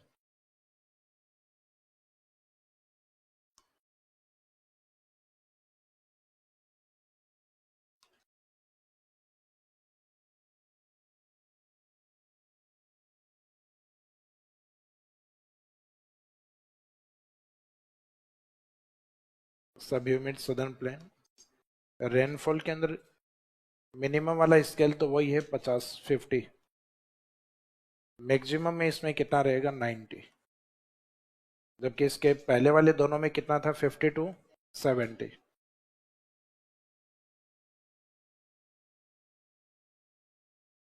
विस्तार में इसमें उदयपुर, उदयपुर के जस्ट ऊपर की ओर जिला कौन सा, राजसमंद।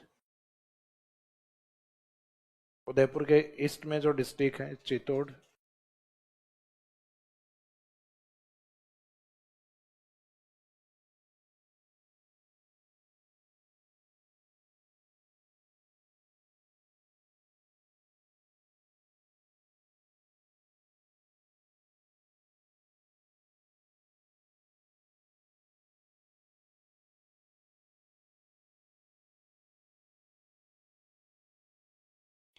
बड़ी सादड़ी को छोड़कर चित्तौड़ का सबसे सदर्न पार्ट जो है, वहाँ एक स्थान है सादड़ी। सादड़ी के दो पार्ट हैं, छोटी सादड़ी प्रतापगढ़ में और एक बड़ी सादड़ी चित्तौड़ में। तो इसमें चित्तौड़ का जो सदर्न पार्ट है, दक्षिणी भाग, वो बड़ी सादड़ी है। तो बड़ी सादड़ी किस में काउंट करते हैं, फोर्थ बी के अंदर। तो इसका मीनिंग चित्तौड़ दोनों में लिखा जाता है। चित्तौड़ यहाँ पे कंप्लीट चित्तौड़ विदाउट बड़ी सादड़ी, बिना सादड़ी वाला चित्तौड़ है वो लगभग कंप्लीट इसमें, और एक बड़ी सादड़ी चित्तौड़ है वो इसमें शामिल है। और फिर अपन ने इसमें इधर वाला जो सिरोही वाला है, उस सिरोही में दो पार्ट छोड़े थे, एक तो पिंडवाड़ा और एक आबू रोड। तो पिंडवाड़ा और आबू रोड भी इसमें शामिल है। तो लास्ट में एक लिख देना एंड सिरोही। तो सिरोही क्या कि ब्रैकेट में लिख देना कौन सा, पिंडवाड़ा, और इसमें इधर लिखवाए थे मैंने, सेकंड बी के अंदर लिखवाया था पिंडवाड़ा और आबू रोड को छोड़कर। तो उनको छोड़ा था तो वो फिर शामिल किसमें होंगे, उदयपुर के साथ।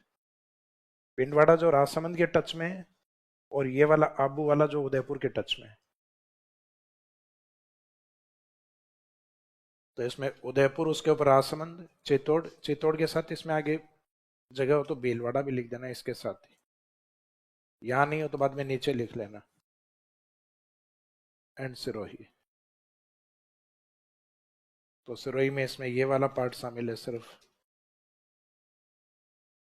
Pindwara and Abu road.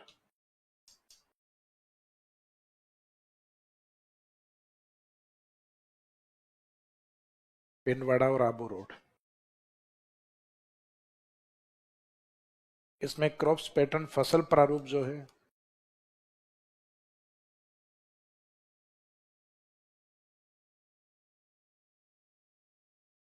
जो रबी की फसलें हैं,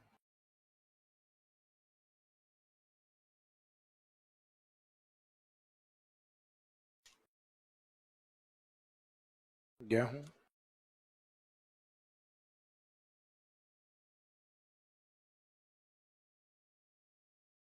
गेहूं और चना। अब लास्ट वाले जो है उन तीनों में सरसों यूज नहीं करना है, सरसों का उत्पादन यहाँ कम हो जाता है फिर। गेहूं और चना। तो इसमें वेट एंड ग्राम,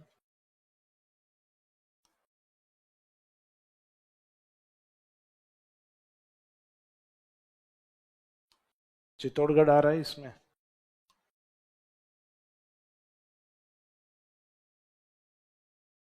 तो इसमें ओपियम ऐड कर सकते हो, अफीम।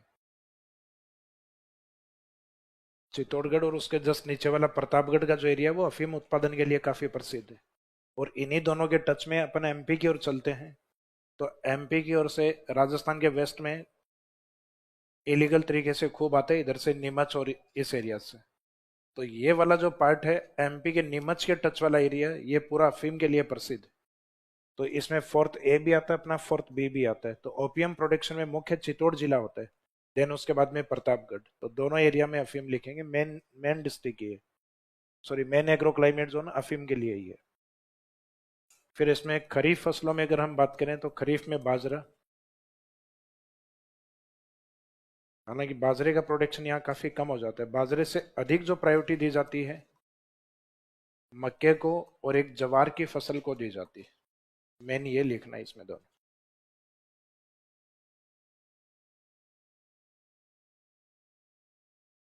मेज एंड जवार, जवार यानी सोरगम। राजस्थान में बुआई के तौर पे अपने जैसे बाजरा बुआई के तौर पे क्रॉप्स के रूप में कहाँ खेत में अधिक कहाँ डाला जाता है? बाड़मेर, जोधपुर। उत्पादन ज्यादा होता है अलवर, जयपुर के पास। तो सेम वैसे ही अपने मक्के की बुआई सबसे ज्यादा माई बेसिन में होती है, लेकिन उत्पादन इसका सबसे ज्यादा कौन से जिले लेके जाते हैं? मक्का इस क्षेत्र में खूब बोया जाता है, लेकिन इसके उत्पादन में सबसे अग्रणीय जिला है वर्तमान में चित्तौड़गढ़। पहले भीलवाड़ा था इसमें। नंबर सेकंड पे इसमें भीलवाड़ा है। नंबर थर्ड में इसमें उदयपुर है।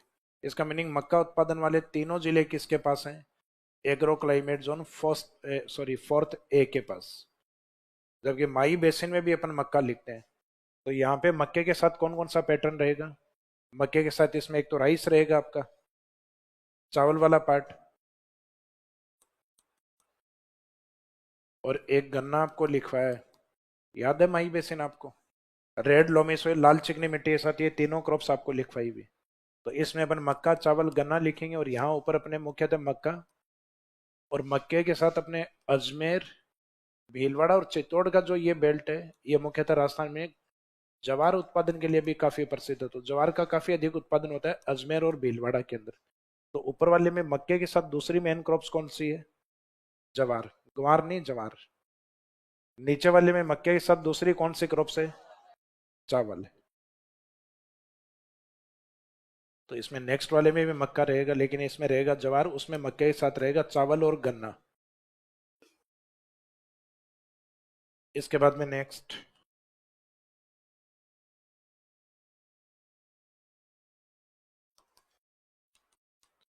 फोर्थ बी,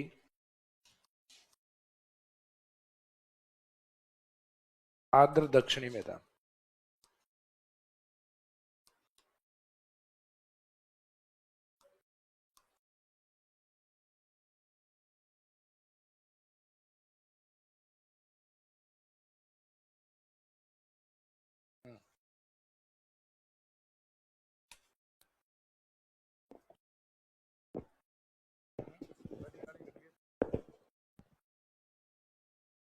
हाँ जी, गुड इवनिंग। कैसे? बढ़िया सर, क्या बोलूं मैं? है? अरे हर टाइम समोसे, मैं कोई सीरियस बात करता हूँ उसको भी मजाक में ले जाते हो। अब सुन लो मेरी बात। किसी भी स्टूडेंट को अब अगर ऑनलाइन एक्सेस लेना होगा, बीच में कई कहते हैं कि मेडिकल इशू है, मेरे एग्जाम आ गए, कोई एक्सपायर हो गया, कोई ब्याह शादी में जाना है, कोई बात चुचुक लेके जाना है, या फिर कोई और मेरे को इमरजेंसी काम है जिसके लिए मुझे जाना है, भाई आपके पिताजी से पूरा वेरिफिकेशन किया जाएगा कि ये बच्चा ऑनलाइन लेके जा रहा है, क्यों जा रहा है, क्या इसको देना है कि नहीं देना। जो नंबर हमारे पास है उसी मोबाइल नंबर से हम वेरीफाई करेंगे, उसके बाद ही ऑनलाइन एक्सेस दिया जाएगा। ठीक है। दूसरा, आपको महीने में जो 7 दिन ऑनलाइन देते हैं, उसका मतलब ये होता है कि 7 दिन की क्लास ऑनलाइन इसलिए दी जाती है कि आपकी कोई क्लास छुट्टी हो तो घर पे बैठ के आप थोड़ी बहुत ये क्लासेस लेके अपनी कवर कर सकते हो। ऑफलाइन आपको कंटिन्यू आना होता है, और ऑनलाइन के अंदर आप घर पे जाके जो सिलेबस कुछ छूटा हुआ, कोई 2-4 दिन की क्लास है तो वो अपनी कंप्लीट कर लो, या कोई चीज रिवाइज करनी हो तो उसको देख सको। आप क्या करते हो? ऑनलाइन मिलते ही छुट्टी, 5-7 दिन आएंगे नहीं, ये ऑनलाइन क्लास करें, और बल्कि वो ऑनलाइन भी क्लास लेता ही नहीं है। और हम इसमें भी कभी भी आपके घर पे कॉल जा सकता है। वैसे तो अटेंडेंस वाला कर ही दिया है, मैसेज जा रहे होंगे, आप लोग पता ही होगा, घर वालों के फोन आते होंगे कि वे आज कोचिंग गया कि नहीं गया, वो भी सारी रिपोर्ट आती होगी। अब धीरे धीरे और इसको थोड़ा सा और अच्छे से करेंगे, ताकि पेरेंट्स की जो शिकायतें आती हैं उनको पूर्ण रूप से दूर किया जाए, ताकि उनको पता रहे कि बच्चा आज कोचिंग गया कि कहाँ गया, कि ऑनलाइन लेके गया कि नहीं गया, वो सारी रिपोर्ट आपके पास रहेगी ऑटोमेटिक। समझ गए? तो अब आइंदा से कभी भी ऑनलाइन अगर आपको लेना होगा, सर क्या खुराफाती कर रहे हैं? अच्छा अच्छा। हाँ, मैसेज आया आईसीआईसीआई सर के पास। तो ये अब समझ गए बात को? हाँ, मैं हंस के कर रहा हूं पर इसको सीरियसली लेना, ठीक है? इसमें कोई किंतु परंतु नहीं, क्योंकि आज भी हमने देखे इस तरह से पिताजी को कॉल करने की बारी आई ना, उसने ऑनलाइन लिया ही नहीं। वो ये कहा कि सर 1 मिनट में एक बार पापा को कॉल करके मैं समझा दूं, फिर मैं उसके बाद वापस आ रहा हूँ या आ रही हूँ। फिर उसके बाद वो वापस आए ही नहीं, क्योंकि घर वालों को रियल में नहीं पता है कि भाई, और घर वालों का तो झूठा बहाना होता है, उनसे वेरीफाई करेंगे तो अच्छा है, पेरेंट्स भी खुश रहेंगे, चलो कोचिंग से कॉल आता है, सारे चीजें वेरीफाई करते हैं उसके बाद देते हैं, तो ज्यादा बढ़िया है। और एप्लीकेशन ये जो अपन ने करी है शुरू, इसके अंदर भी कई पेरेंट्स ने अच्छे सजेशन दिए कि सर बहुत अच्छा किया, हम अब बेफिक्र हो गए।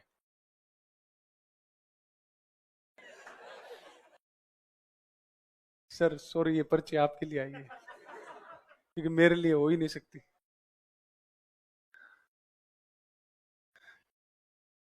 ठीक है सर, चश्मा लगा के देखो, ढंग से दिखेंगे,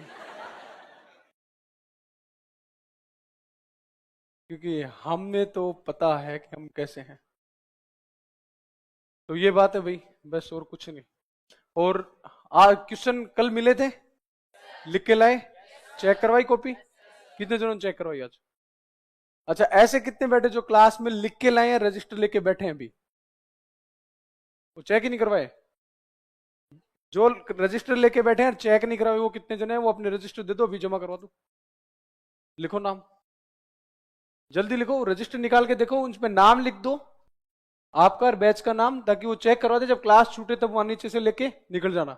और फिर उसके अंदर कोई इश्यू आता है तो आप उससे पूछ सकते हो, क्योंकि उसमें साइन किए हुए होंगे और नीचे डेट डली होगी, ताकि सर इसमें ये डाउट है इस क्वेश्चन के अंदर, इसमें आपने चेक करी थी तो क्या कारण था क्या नहीं, वो पूछ सकते हो डाउट। और अपना मेन कारण तो ये है कि आपको लिखने की हैबिट डलवानी, और ये काम करोगे तो उसके बाद कोई दिक्कत ही नहीं। लो भाई साहब जल्दी ले दो, ये रजिस्टर जल्दी निकालो फटाफट। क्वेश्चन कल मिले थे ना, तो आज आपको आराम रहेगा। आज भी मिले? हाँ, तो कल D3 बैच लिख के ले आना, नहीं तो फिर तुम्हें एंट्री नहीं मिलेगी, ध्यान रखना। हाँ हाँ, जल्दी इनको दे दो ये। आप पेज मोड़ना चाहो मोड़ सकते हो, कोई दिक्कत नहीं है। और जब आपकी क्लास छूटे उसके बाद 7 बजे जब फ्री हो, तब आप नीचे से अपना रजिस्टर लेते हुए जाना। जल्दी करो भाई, इतने ऐसे क्लास रुकवा रखे हैं आप लोगों ने। और ऑनलाइन स्टूडेंट, आप मेल आईडी पे आंसर भेजते हो कि नहीं भेजते हो, चेक होते हैं या नहीं होते? कमेंट सेक्शन में आओ और बताओ। या आप ऑपरेटर मुद्दे, ये जो स्क्रीनशॉट है ना अभी जो मैंने बात बोली है, ये रिप्लाई करें तो स्टूडेंट उनके मेरे को भेजना दिखा, फिर मैं बात करता हूँ।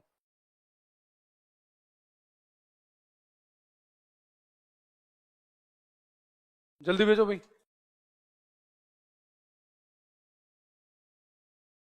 अब इन दिनों लग रहा है कि थोड़े से बड़े कोई एग्जाम चल रहे हैं क्या अभी? है? किस चीज के? कॉलेज के तो हो गए होंगे ना? लो सर।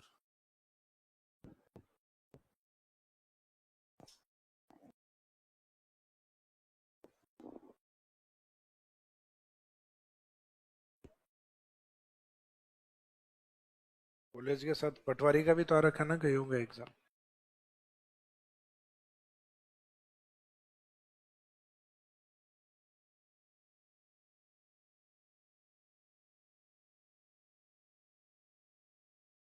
हालांकि ऑनलाइन एक्सेस के अंदर कोई दो अच्छे दोस्त होते हैं, उनमें से सिर्फ एक को मिलना चाहिए, बाकी तो बैठ के क्लास देखते हैं। ये भी होता ना कई बार, मैं नहीं तो तुम सही।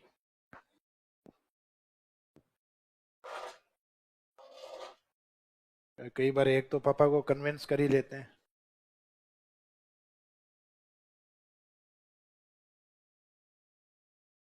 कई बार दोस्ती बढ़ती है ना, तब रूम पे बैठ के अच्छे से पढ़ाई होती है।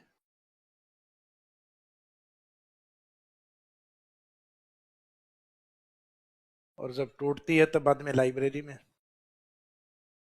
और फिर टूटती है तब घर पे। बातें धीरे धीरे समझ में आएंगी। तो रेनफॉल लास्ट में आपने लिखा है 50-90, उसमें 20 और बढ़ा दीजिए, तो 50-90 के अंदर 20 बढ़ाते ही 110। नेक्स्ट वाले में भी अपन यही लिखेंगे, लेकिन वहां उसमें ये चेंज करेंगे 65। विस्तार इसमें एक तो राजस्थान का वागड़ वाला कंप्लीट एरिया एक, तो वागड़ यानी बांसवाड़ा, डूंगरपुर, प्रतापगढ़,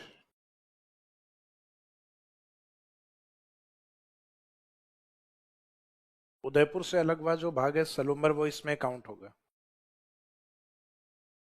एंड चित्तौड़, चित्तौड़ का कौन सा पार्ट? चित्तौड़ या चित्तौड़गढ़ की सिर्फ एक तहसील काउंट होगी इसमें, बड़ी सादड़ी।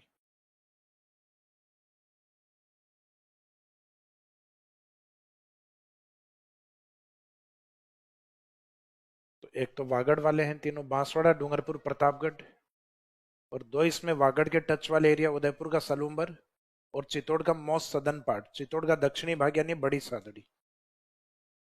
इसका मीनिंग मुख्य चित्तौड़ किस में काउंट हो रहा है? फोर्थ ए के अंदर। तो क्वेश्चन याद है कि चित्तौड़ का मुख्य भाग किस में शामिल होता है? फोर्थ ए में काउंट होगा। फोर्थ बी में तो सिर्फ एक तहसील ही काउंट हो रही है, बड़ी सादड़ी। विस्तार के बाद में इसमें रबी फसल के पैटर्न में गेहूं, चना, प्रतापगढ़ है, तो चित्तौड़ में भी क्या बताया था आपको, वो इसमें भी रिपीट करनी है। ऊपर वाला जो लिखा हुआ ना एज इट इज, वही पैटर्न है इसमें भी। Wheat, gram and OPM. Wheat, gram and OPM, गेहूं, चना एवं अफीम।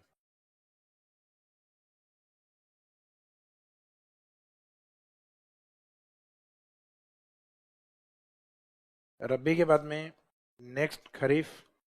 तो खरीफ में माही बेसिन में जो फसलें लिखी हुई हैं वो लिख दीजिए। तो माही रेड लोमी सोइल में अपनी एक तो मक्का, मक्के के साथ चावल, और एक मुख्यतः शुगर कैन या गन्ना।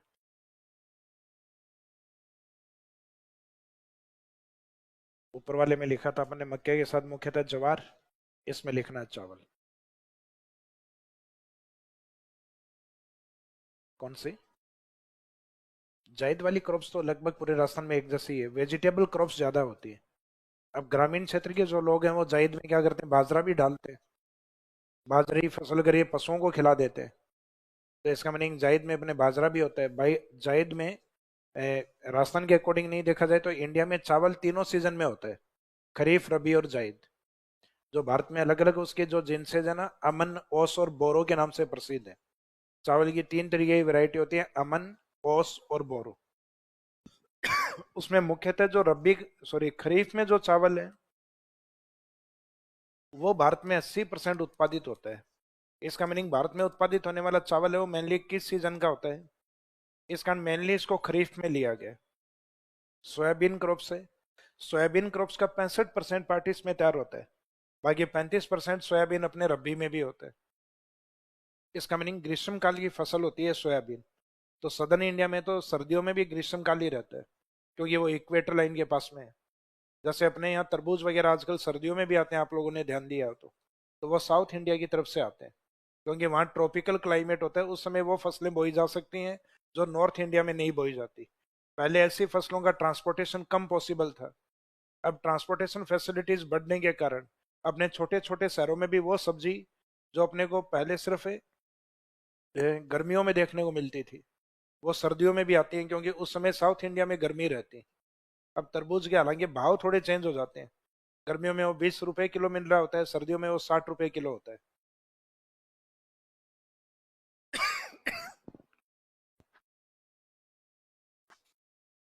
इसमें विशेष बात क्या बताई थी, राजस्थान के अंदर जो एग्रो क्लाइमेट जोन है उसमें स्मॉलेस्ट सबसे छोटा ही है, तो उसमें लास्ट में नोट में लिख दीजिए।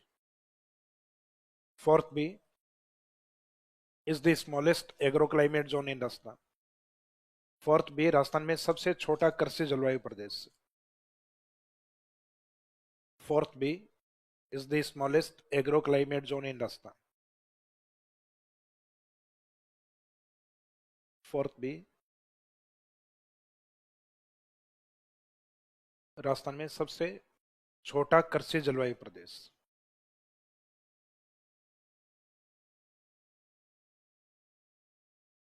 फिर लास्ट लिखिए एग्रो क्लाइमेट जोन, टाइटल है 5 और क्लाइमेट जोन है 10। तो टाइटल 5 से लिखा हुआ है इसको दक्षिणी पूर्वी, सॉरी आदर शब्द ऐड करना है पहले इसमें, आदर दक्षिणी पूर्वी मैदान। इससे जो जस्ट पहले लिखा उसमें भी आपने यही शब्द यूज किया था आदर, लेकिन उसमें सिर्फ दक्षिणी मैदान था, वो आदर दक्षिणी मैदान था फोर्थ बी वाला, जबकि इसमें आदर टाइटल क्लाइमेट वाला एज इट इज वही रखना है, सिर्फ डायरेक्शन दो चेंज, दो यूज करनी है इसमें, दक्षिणी पूर्वी मैदान।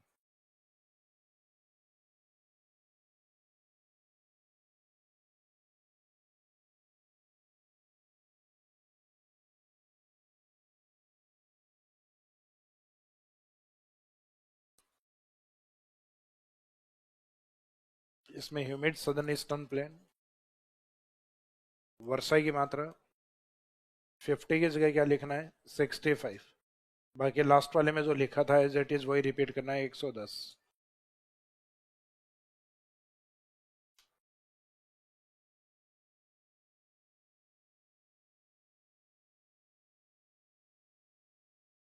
विस्तार में लिख दीजिए हाड़ौती रीजन, और हाड़ौती रीजन में वो फ्लो में 4 जिले निकलते हैं, एक कोटा बोलना स्टार्ट करते हैं तो फ्लो में बोलते हैं कोटा, बूंदी, बारा, झालावाड़, वो चारों लिखने इसमें, कोटा, बूंदी, बारा, झालावाड़।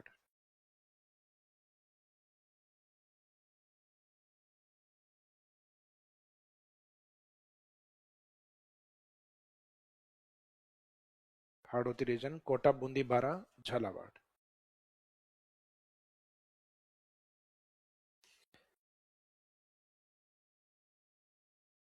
क्रॉप्स पैटर्न में, फसल प्रारूप में रबी में मुख्यतः गेहूं, चना,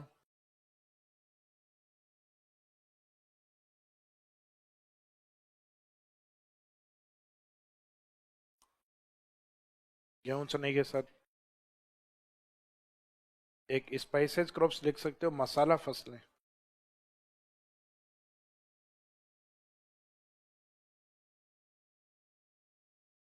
ये जब हाड़ौती लिखवाया था तो मैंने लिखवाया भी था डग गंगधार क्षेत्र में काली मिट्टी पाई जाती है जहां प्रमुख उत्पादित फसलें सोयाबीन और स्पाइसेज क्रॉप्स। तो मसाले फसलें जो मोस्टली होती हैं वो रबी में ही होती हैं, खरीफ में मसालों की फसलें काफी कम है, ना के बराबर है। तो इस कारण अपन यहाँ किसी फसल का नाम नहीं लिख के पूरे ग्रुप का नाम लिख दिया कि स्पाइसेज क्रॉप्स हैं वो हैं इसमें।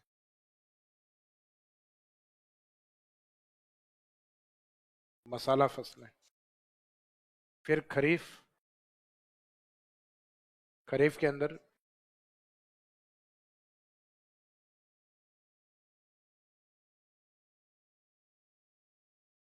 मक्का है, कम उत्पादित होता है मुख्यतः, लेकिन है इस एरिया में भी, बाजरा, और एक प्रमुख फसल है थोड़ी सी अलग हटके इसमें सोयाबीन।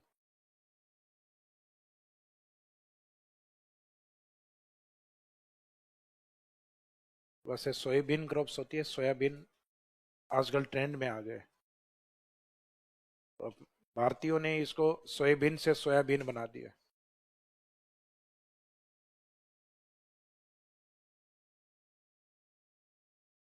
तो ये बाकी और किसी में भी नहीं लिखा हमने। तो इसका मीनिंग पूछा जा सकता है कि राजस्थान में मसाले और सोयाबीन फसल का उत्पादन कौन से एग्रो क्लाइमेट जोन में, फिफ्थ के अंदर। अब ये कंप्लीट होने के बाद में राजस्थान के जो एग्रो क्लाइमेट जोन है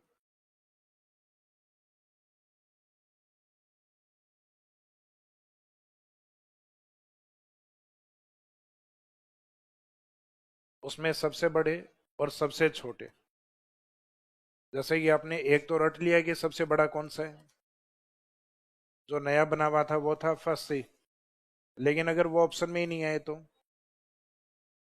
देन आंसर रहेगा फर्स्ट ए, जैसे ये अलग हटा था वो अब भी सबसे बड़ा है सेकंड नंबर पे। नंबर थर्ड शेखावाटी वाला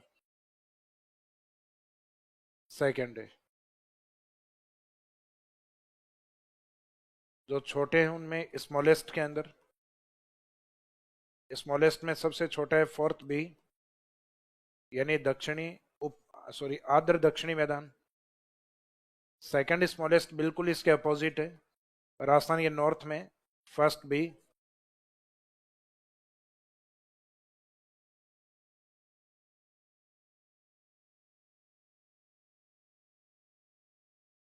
थर्ड स्मॉलेस्ट,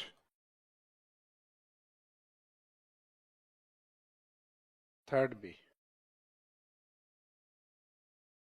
स्मॉलेस्ट वाले हैं वो या तो सदर्न में है, या नॉर्थ में है, या राजस्थान के मोस्ट ईस्ट में। इनको स्मॉलेस्ट में काउंट किया गया। तो ये एक दो का तो ध्यान है, यानी आजकल क्या है, फर्स्ट सी वाला ऑप्शन में बड़ा पूछते हैं तब ये नहीं देते, कई बार ऑप्शन ही नहीं देते, तो ऑप्शन नहीं है तो फिर बड़ा इसको माने, और दोनों ही नहीं है तो फिर बड़ा ये होगा। तो ऊपर लिख देना, राजस्थान के कृषि जलवायु प्रदेश में सबसे एक तरफ बड़े और एक तरफ छोटे।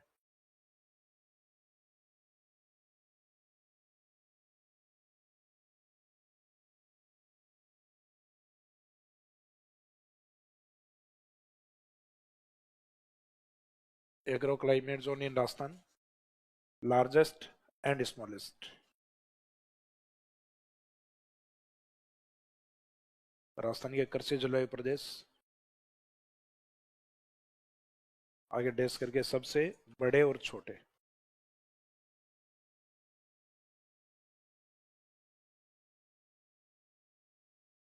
तो पूरा नाम लिखने के बजाय टाइटल ही लिख दो, इनके नाम आपको समझ में आ जाएंगे धीरे धीरे। फर्स्ट यानी अति शुष्क वाला हो गया, फर्स्ट है यानी वेस्टर्न एरिड हो गया, पश्चिमी शुष्क हो गया। सेकंड है यानी इनलैंड वाला हो गया, शेखावाटी, जिसको ट्रांजिशनल ऑफ शेखावाटी इनलैंड या इनलैंड ड्रेनेज, अंतः प्रवाह का अंतर्वर्ती मैदान। फोर्थ बी, आर्द्र दक्षिणी मैदान, ह्यूमिड सदर्न प्लेन।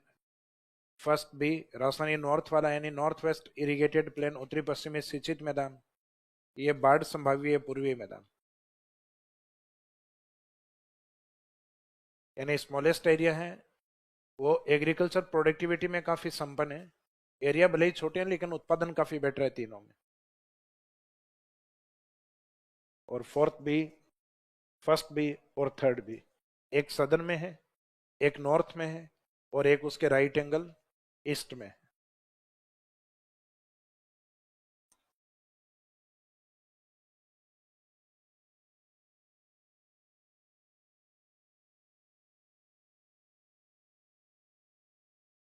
नेक्स्ट है भारत के कृषि जलवायु प्रदेश।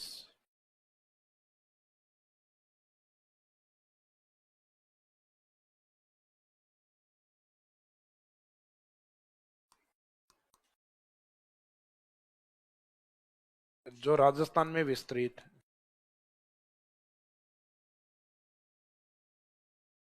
दी एग्रो क्लाइमेट जोन्स, अभी ब्रेक 5:30 बजे, 5:30 पे। तो भारत के कृषि जलवायु प्रदेश जो राजस्थान में विस्तृत है, दी एग्रो क्लाइमेट जोन्स,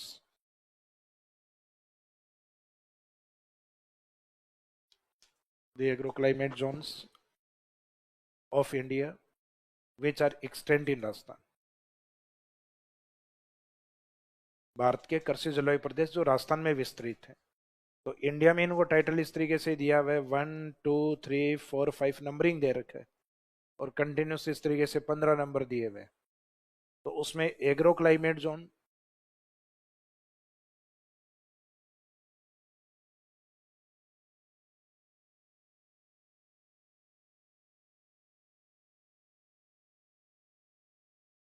कृषि जलवायु प्रदेश 6,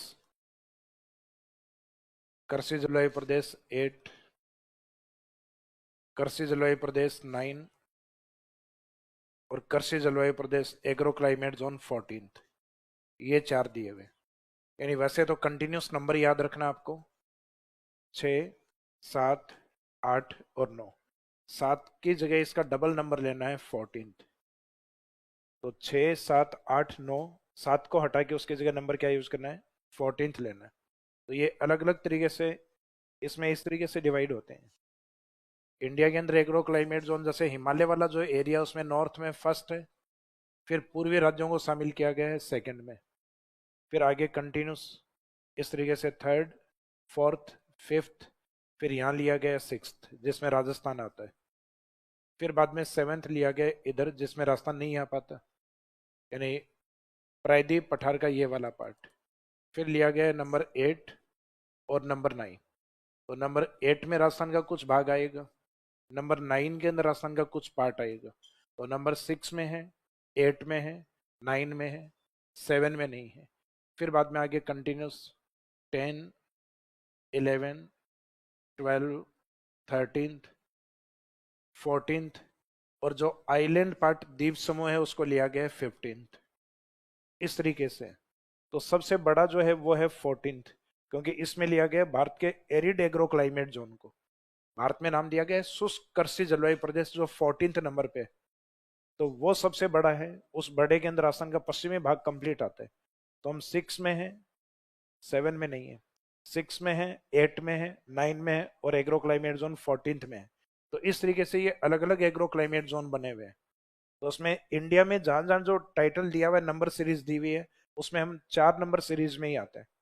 तो किसी एग्जाम में ये पूछ लिया था क्वेश्चन, हालांकि ये पूछते तब है जब ये टॉपिक आपके सिलेबस का पार्ट होता है, क्योंकि ये अपने आप में एक चैप्टर है पूरा एग्रो क्लाइमेट जोन करके।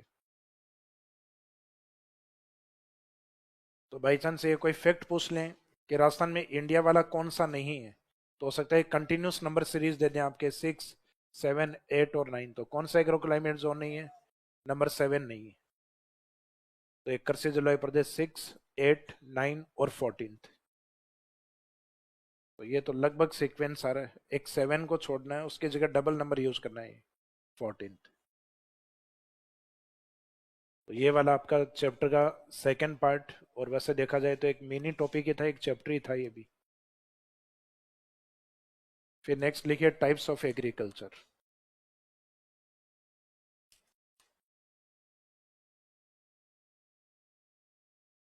कृषि के प्रकार।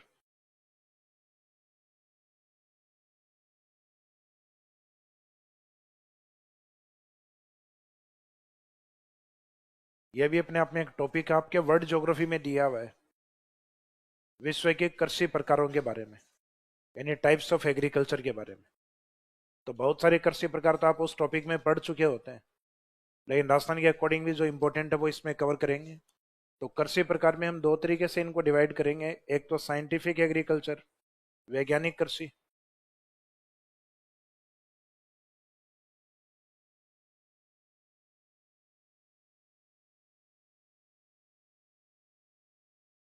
और एक दूसरा है अपने सामान्य कृषि प्रकार।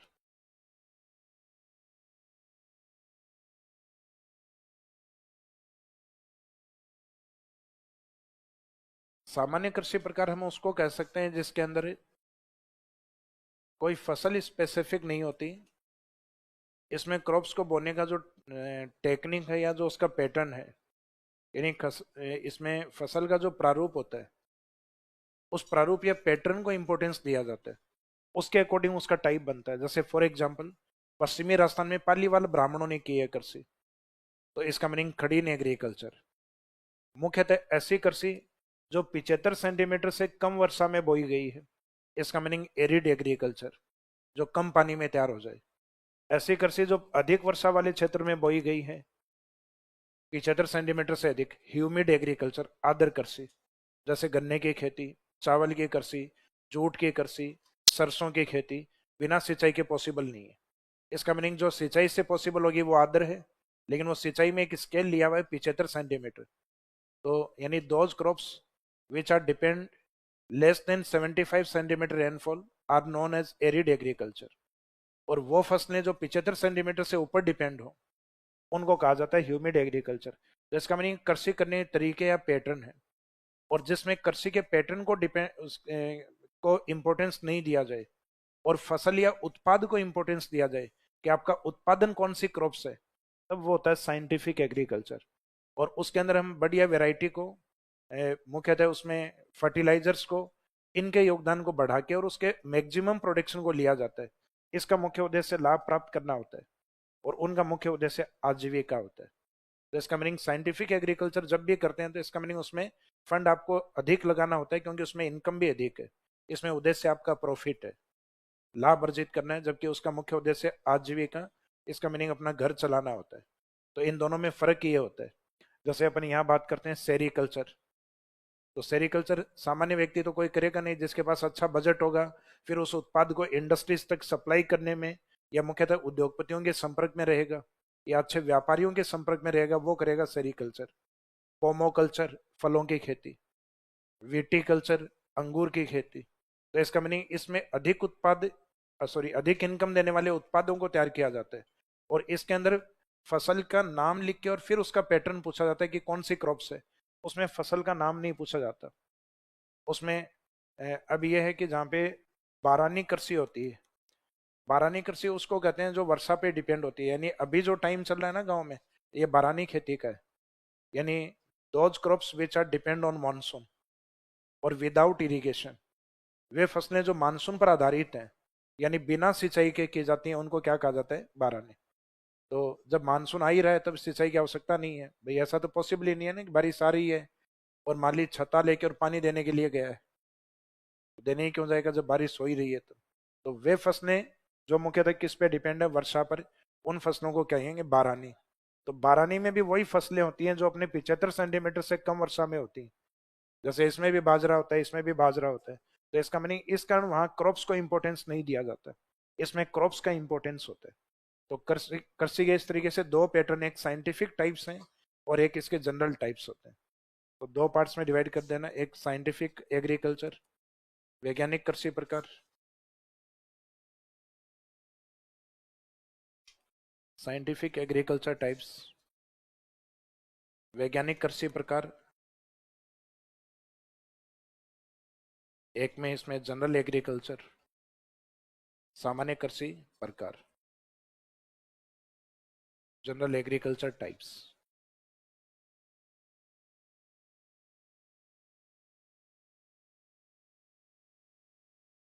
उसमें जो साइंटिफिक एग्रीकल्चर है पहले वो लिख दीजिए, वैज्ञानिक कृषि।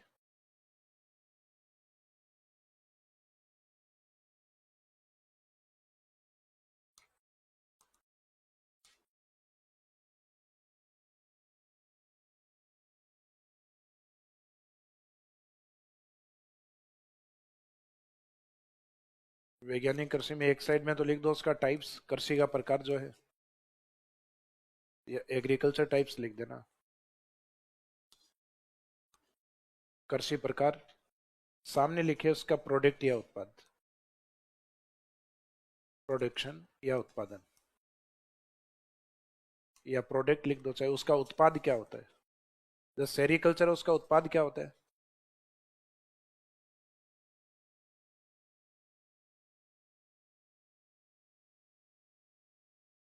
पहले बताया हुआ है आपको ये।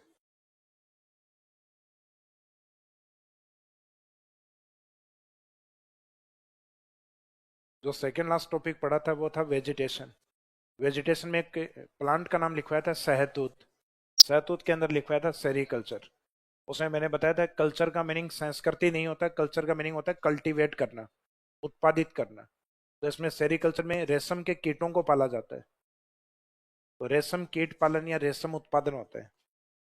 तो वैसे तो उत्पाद तो इसमें क्या रहेगा आपका, रेशम, ब्रैकेट में लिख देना रेशम कीट पालन।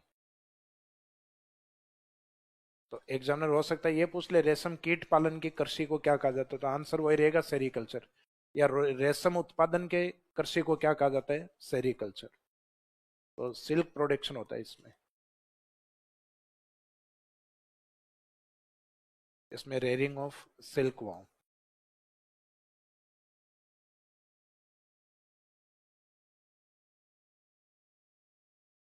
रेशम कीट पालन, तो रेयरिंग ऑफ सिल्क वॉर्म।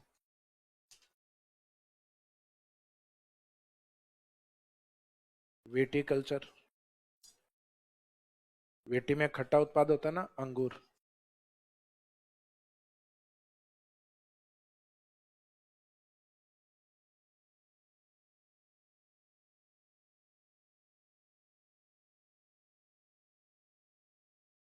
अंगूर उत्पादन,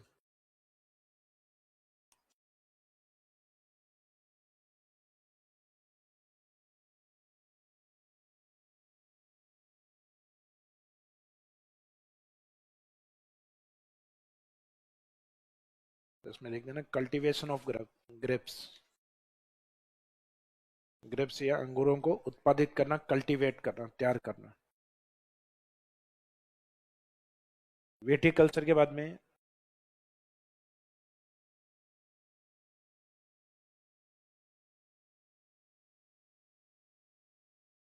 पेसिकल्चर। जो जलीय जीव होते हैं ना, उनके लिए एक साइंस में ग्रुप आता है पीसी। तो पीसी होते हैं जो जलीय जीव हैं। तो जलीय जीवों में सबसे इंपॉर्टेंट कौन सा है? मत्स्य पालन। तो मत्स्य पालन भी एग्रीकल्चर का ही एक टाइप। तो इसमें फिशरीज या मत्स्य पालन किया जाता है।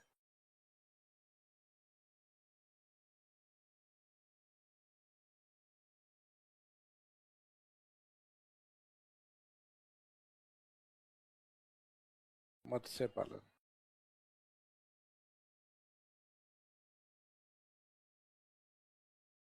फिशरीज।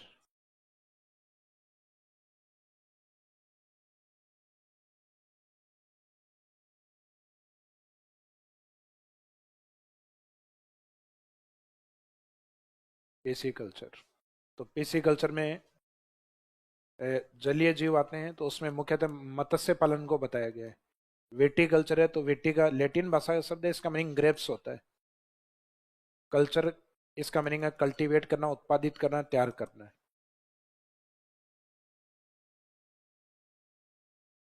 हॉर्टिकल्चर।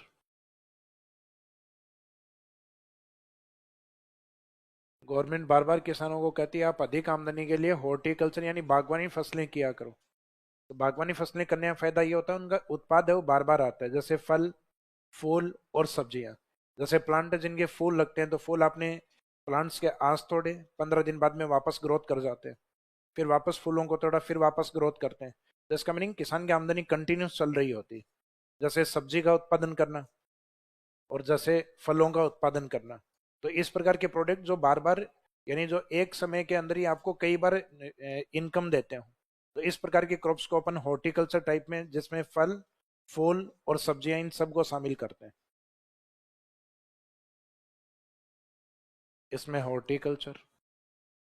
हॉर्टिकल्चर में बागवानी। बागवानी का मीनिंग यहाँ अपन ये लेंगे, ब्रैकेट में लिख दीजिए, फल, फूल एवं सब्जियां।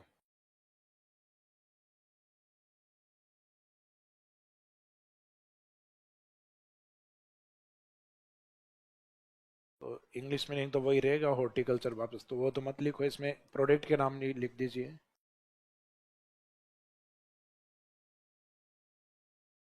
एक तो फ्रूट प्रोडक्शन, एक पुष्पा वाला, फ्लावर एंड वेजिटेबल।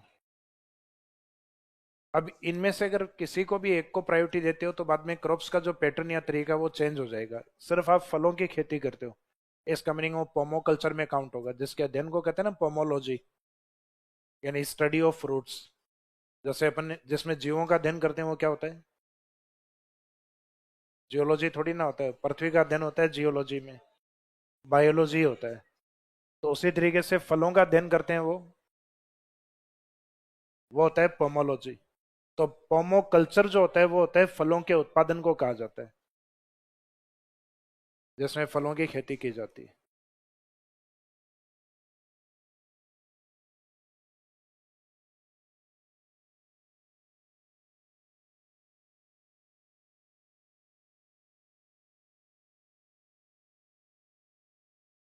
पोमोकल्चर यानी कल्टीवेट ऑफ फ्रूट।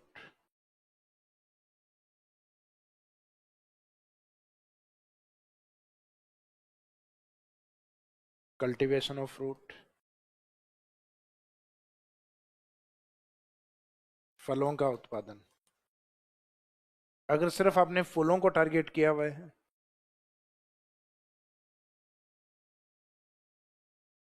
तो फ्लोरिकल्चर।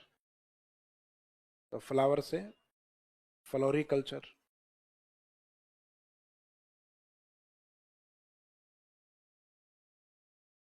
उसमें भी टाइटल ये तो सेम ही रहेगा, कल्टीवेशन ऑफ फ्लावर।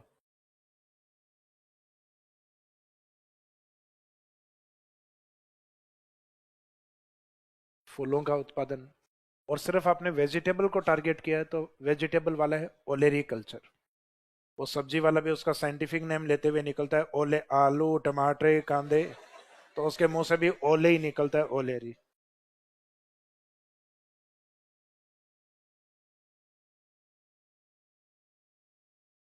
ओलेरी कल्चर। तो उसके टोन में पहला शब्द यही आता है ना, ओले। तो ये ओले से ओलेरी, क्या ले रही? सब्जी। तो cultivation of vegetable.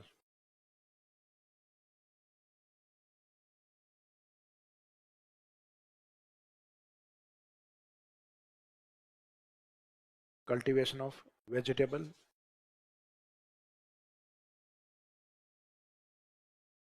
ओलेरी culture. ओलेरी culture में कल्टीवेशन ऑफ, इसका मीनिंग है अगर इन तीनों का आप अलग अलग टारगेट करोगे कि फलों की खेती को, तो आंसर अलग रहेगा बाद में, पोमो कल्चर। फूलों की खेती है तो नाम से ही समझ में आएगा, फ्लावर से फ्लोरी कल्चर। वेजिटेबल वाली को, वो सब्जी वाले की आवाज को याद रखना, ओले से। ओले, आगे नहीं बोलना है, ओलेरी लिखना है आगे फिर। तो ओले के बाद में ओलेरी। तो ओलेरी कल्चर में रहेगा आपका कल्टीवेशन ऑफ वेजिटेबल, सब्जी के उत्पादन को कहते हैं। अगर कोई व्यक्ति, इस टाइम आपने देखा होगा बारिश के टाइम रोड के आसपास में 150-200 प्लांट लिए हुए, या आजकल ये लेकर कुछ लोग घूमते हैं ना पौधे वगैरह बेचने के लिए, नर्सरी का काम जो करते हैं, उसको कहा जाता है सिल्वी कल्चर, जिसमें वनों को या प्लांट्स को तैयार किया जाता है।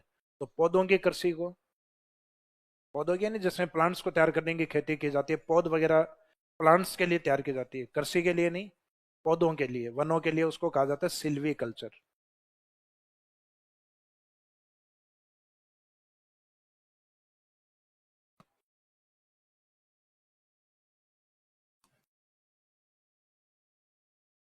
सिल्वी कल्चर।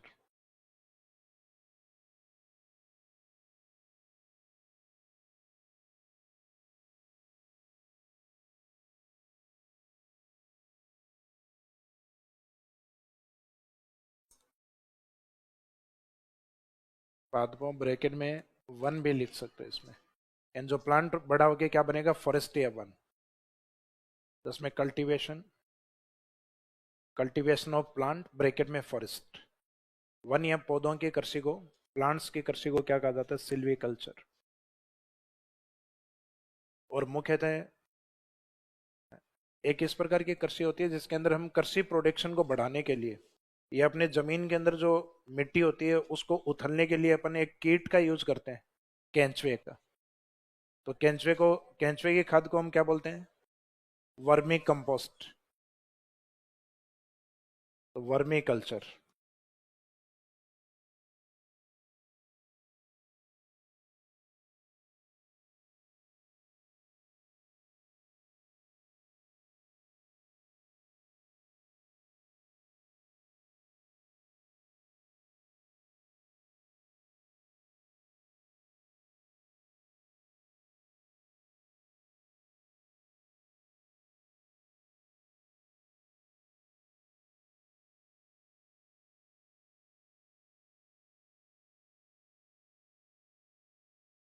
जैसे स्टार्टिंग वाले में हमने रेशम के कीटों का पालन किया था, तो रेयरिंग ऑफ सिल्क वॉर्म, और केंचुए के लिए अर्थ वॉर्म।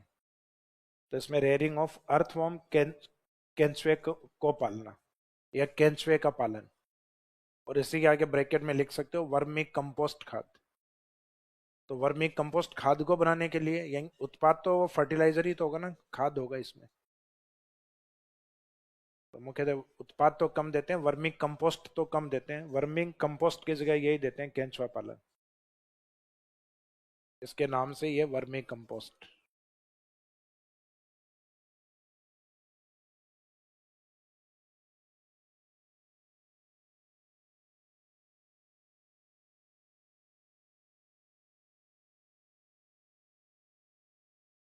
क्या टाइम हो गया है क्या?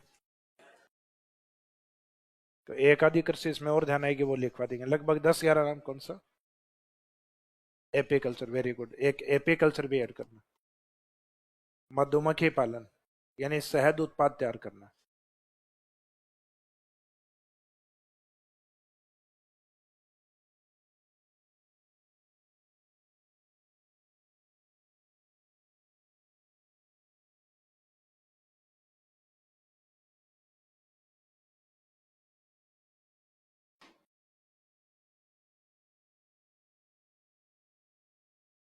कौन सा बांध रखा है, उठ के चले जाओ।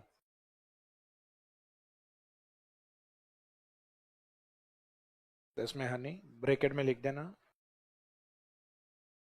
Rearing of honey bee. मधुमक्खी के अलग अलग टाइप होते हैं, जिसमें शहद को उत्पादित करने वाली मधुमक्खियां, उनका पालन करना। और एक राजस्थान के अंदर जैतून का उत्पादन भी अधिक होता है, तो जैतून को क्या कहा जाता है? ओलिव। तो ओलिव से ओलिवी कल्चर।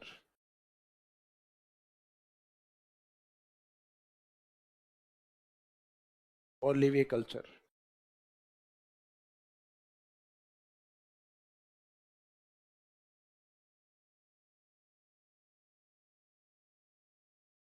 तो ये भी अपने नाम से ही है।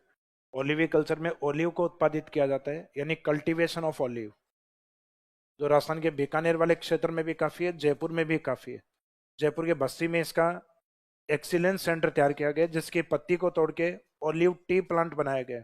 जैसे ऑर्गेनिक टी होती है ना, अपने अलग अलग पौधे जो होते हैं एंटीऑक्सीडेंट प्लांट होते हैं, उनके उत्पादों से जो चाय पीते हैं अपन, जिसको अपन कहते हैं ग्रीन टी, तो ग्रीन टी में भी यूज किया जाता है ओलिव। एंटीऑक्सीडेंट प्लांट होता है, यानी एसिड को बॉडी में कम करता है। तो ओलिविकल्चर, जैतून का उत्पादन, cultivation of olive, cultivation of olive, olive का उत्पादन। तो वैज्ञानिक कृषि तो अपनी कंप्लीट हो गई। इसका मीनिंग इसमें या तो उत्पाद का नाम देंगे, एग्रीकल्चर का टाइप पूछेंगे, या कृषि प्रकार देके और उसके प्रोडक्ट का नाम पूछेंगे। अब जो नेक्स्ट पैटर्न पे जो बचे हैं, प्रारूप पे बचे हैं, जिनमें डेफिनेशन लिखे जाएंगे, वो कल करेंगे अपन, सामान्य कृषि वाला।